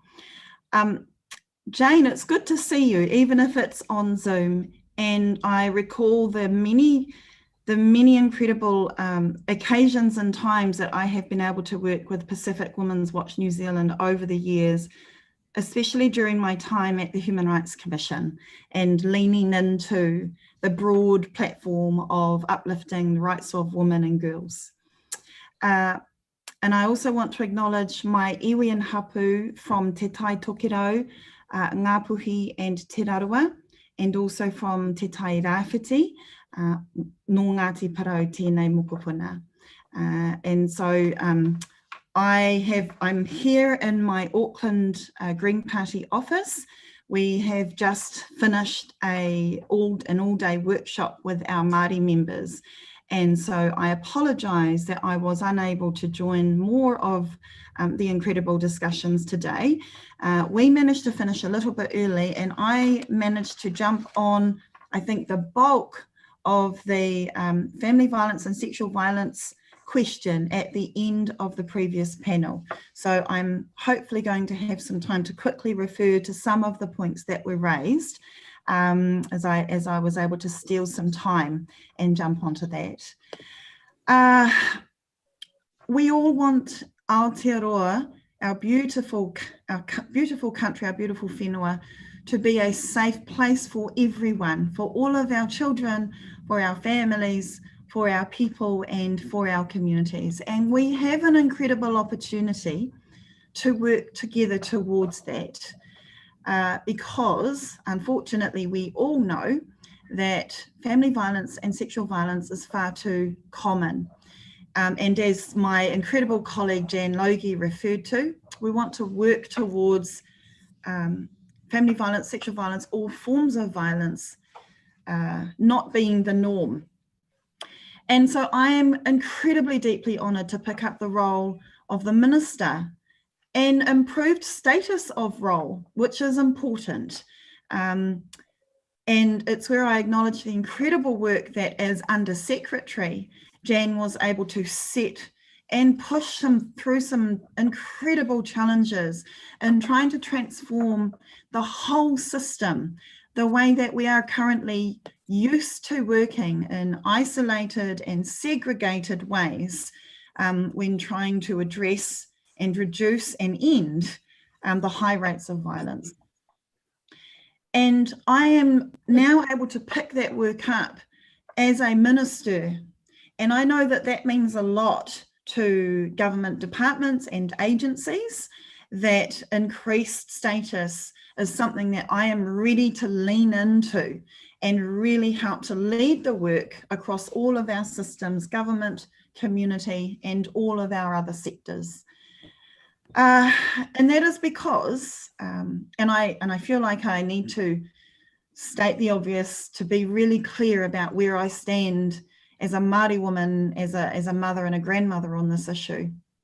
The family violence and sexual violence creates intergenerational trauma, and in particular impacts on children and adults, on health, on well-being, on generations, and in our whole communities generally. So I want to acknowledge that in that harm, this is particularly the case for disabled people and for communities, and that disabled people experience twice the rate of violence faced by non-disabled people. The rate of violence faced by disabled children is 3 times higher, and that disabled women and girls are more than 4 to 10 times more likely to experience sexual violence, and that those numbers are absolutely outrageous. They're not just numbers, those stories, that harm which is happening to real life people and people we know and love should not be tolerated.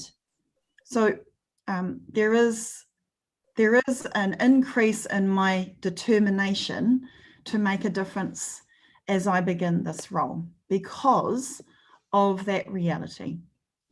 Just speaking quickly to my own personal background, family and sexual violence, family violence and sexual violence is personal for me as it is for far too many New Zealanders, whether you have used harm or have been harmed or both, or someone you know and or love. I was the chief panelist on a nationwide inquiry into domestic violence and child abuse some years ago, and it was clear to me how broad and deep the harm is. Even when just one person is hurt, it's never just hurt to one person. It's a shattering of entire people's lives and whole communities and families. And I carry that with me to help drive this work every single day, that I wake up with the privilege of this role. As I expect you'll be aware, one of the key focuses of and priorities of the joint venture established to drive a transformational whole of system approach. So over the coming year will be how to better meet the needs, particularly of a range of communities who are both impacted more and harmed more, and therefore there is a neglect from prevention right through to response for how to be able to support those particular groups. And this includes disabled communities as well as rainbow older people, older person communities, and new migrant communities, and recognising that many people fit into not just one of those communities. I did, Paula, acknowledge, for example, our incredible leader, Dr. Huhana Hiki. So as you know, I am new to being a minister, and one of the first things I wanted to point out was I am primarily here to listen and learn, and I want to be the best ally I possibly can, that I carry with me all the time, that I am constantly learning across a range of issues, but especially when it comes to how can I be the best support to disabled people, how can I be the best learner, comes down to the language that I use, the framing that I use, and the thinking that I draw from. And I'm aware that that will continue while I continue to also be a leader in this work.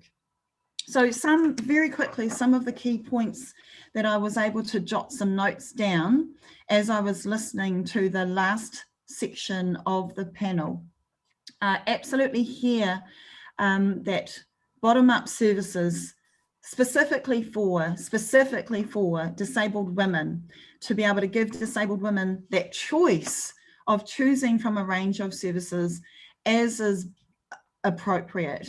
And that we also need to include disabled men in our engagement, in our thinking, because disabled men are impacted and harmed more than non-disabled men. That the data, both the questions and the analysis, that process has to be led with and by disabled people. And it's so important that we get that basic stuff right. That in all of this is actually about affirming and affording power equity. And I did want to acknowledge that in some of the comments, when it comes to government, very much uses the words, the terms, for example, co-creating or co-design. And as I also sometimes hear from Māori communities as well, where we need to watch what we mean by that. It cannot just be simply a token approach to getting people's thoughts and then not going forward and not honouring decisions that are made by the community who needs to lead that design. So I do lean on communities leading discussion, engagement, design and decisions. I wanted to particularly, there was a lot in there, but I wanted to pick up on the examples of coercion and control. And one of the examples that I hear is things like threats to pets, when we know that is already an example of sort of removing support or something that may seem non-threatening, but in actual fact is. And I acknowledge how important that part of violence is in this discussion. I did want to pick up that, whether it was in the comments or what I heard, I've written down the power of storytelling. And as a non-disabled person, I wanted to pick up that most often that is what connects my heart and mind into having an authentic understanding of someone's reality that is different from mine. And I did want to appreciate the power of storytelling led by disabled people and how important that is. Absolutely heard getting more incredible disabled women into Parliament. It's not acceptable to me at all that we do not have either any or enough at most stages of parliaments and successive parliaments over the years. And I wanted to raise one particular example. I saw some mention about oranga tamariki, and I wanted to acknowledge that many disabled women have come to me personally, actually long before I became the minister in this portfolio, to highlight the absolute injustice of disabled mothers in particular being threatened and having children also removed from them purely because of being disabled. So I wanted to acknowledge that injustice and how for me in my role, that will be a real key part of transforming the way that government works. And I guess what I might sort of round up with what I heard is that I acknowledge that creating a safer Aotearoa depends also on some very basic provisions that you would think are basic, but have never been properly afforded and accessible in Aotearoa, including something as simple as having an accessible, affordable, healthy, stable and long-term home, and having adequate incomes to provide for ourselves and our families. And that those seemingly simple provisions which help towards having a safer communities and safer homes have simply not been afforded, have simply been denied for far too long. So in closing, I want to acknowledge that yesterday I was privileged to attend the White Ribbon Breakfast in Wellington yesterday morning, and I had a wonderful opportunity to quickly but importantly catch up with Commissioner Paula Tesserero, and again affirming how important that I am keeping and learning the work and the priorities from disabled people, from disability communities at the forefront of my work. And I'm very grateful, Paula, that you're making family violence and sexual violence such a strong focus of your work for us this term, and that I know we have your generosity to expect that engagement and that ongoing guidance and leadership for us and for me in my work as well. And at the same time, it will be important for me to hear directly from community and directly from people and disabled people. And this is one of those opportunities where I want to genuinely invite people to reach me directly in whatever way that is appropriate for you. I want to hear directly about what you're seeing working well and not working well, if that is something that you would like to do, alongside all of the research and the partnership that we will be working with various different agencies to get that information as well. And I just want right here, I wanted to just make sure I left with at least my email, marama.davidson@parliament.govt.nz. And if I can find my chat, someone might want to add that into the chat as well. So I want to finish simply by thanking you all for your mahi, and I'm aware I've gone over time, I apologise. It was just really important that I wanted to come and acknowledge the mahi and years and generations of work to improve support for all our communities, for mahi over the years. I want to again acknowledge the mantle that I am picking up from my incredible, amazing friend, Jan Logie, who has laid the foundations that I'm going to build off. I'm absolutely committed to this mahi ahead and the challenges and the celebrations, and I look forward to working more closely with you. Kia ora tātou katoa. Thanks, Marama, and goodbye to all those who have joined us at this conference.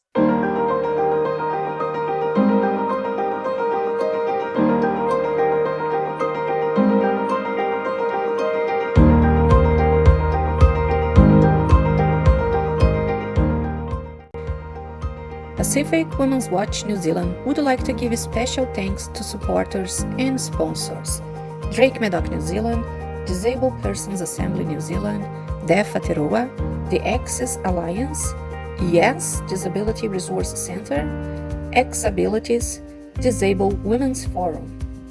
With thanks to our contributors: Speak Out Panel, Prudence Walker as Facilitator, Dr. Regina Sterling, Tamara Grant, Fala Haulangi, QSM, Alison Hamblet, Kylie Berry, and Abigail Knight. The Disabled Women's Panel, with Jen Logie, Green Party MP as Facilitator. Thank you to Ronald Kitarangi Baker, Victoria Manning, Martine Abel Williamson, QSM, Paula Tesserero. Masters of Ceremonies, Amy Hogan and Juliana Carvalho. Allies and Advocates, Honorable Carmel Cipollone, Minister for Disability Issues. Honorable Marama Davidson, Minister for Prevention of Family and Sexual Violence. Jenny Pritchard, CNZM QSM, founder of Pacific Women's Watch New Zealand. Denise Iwi, Pacific Women's Watch New Zealand President. Gay Bartle, General Manager of Drake Medocs New Zealand in Australia. New Zealand Sign Language Interpreters, Carrie Locker-Lamson and Reka Rosario.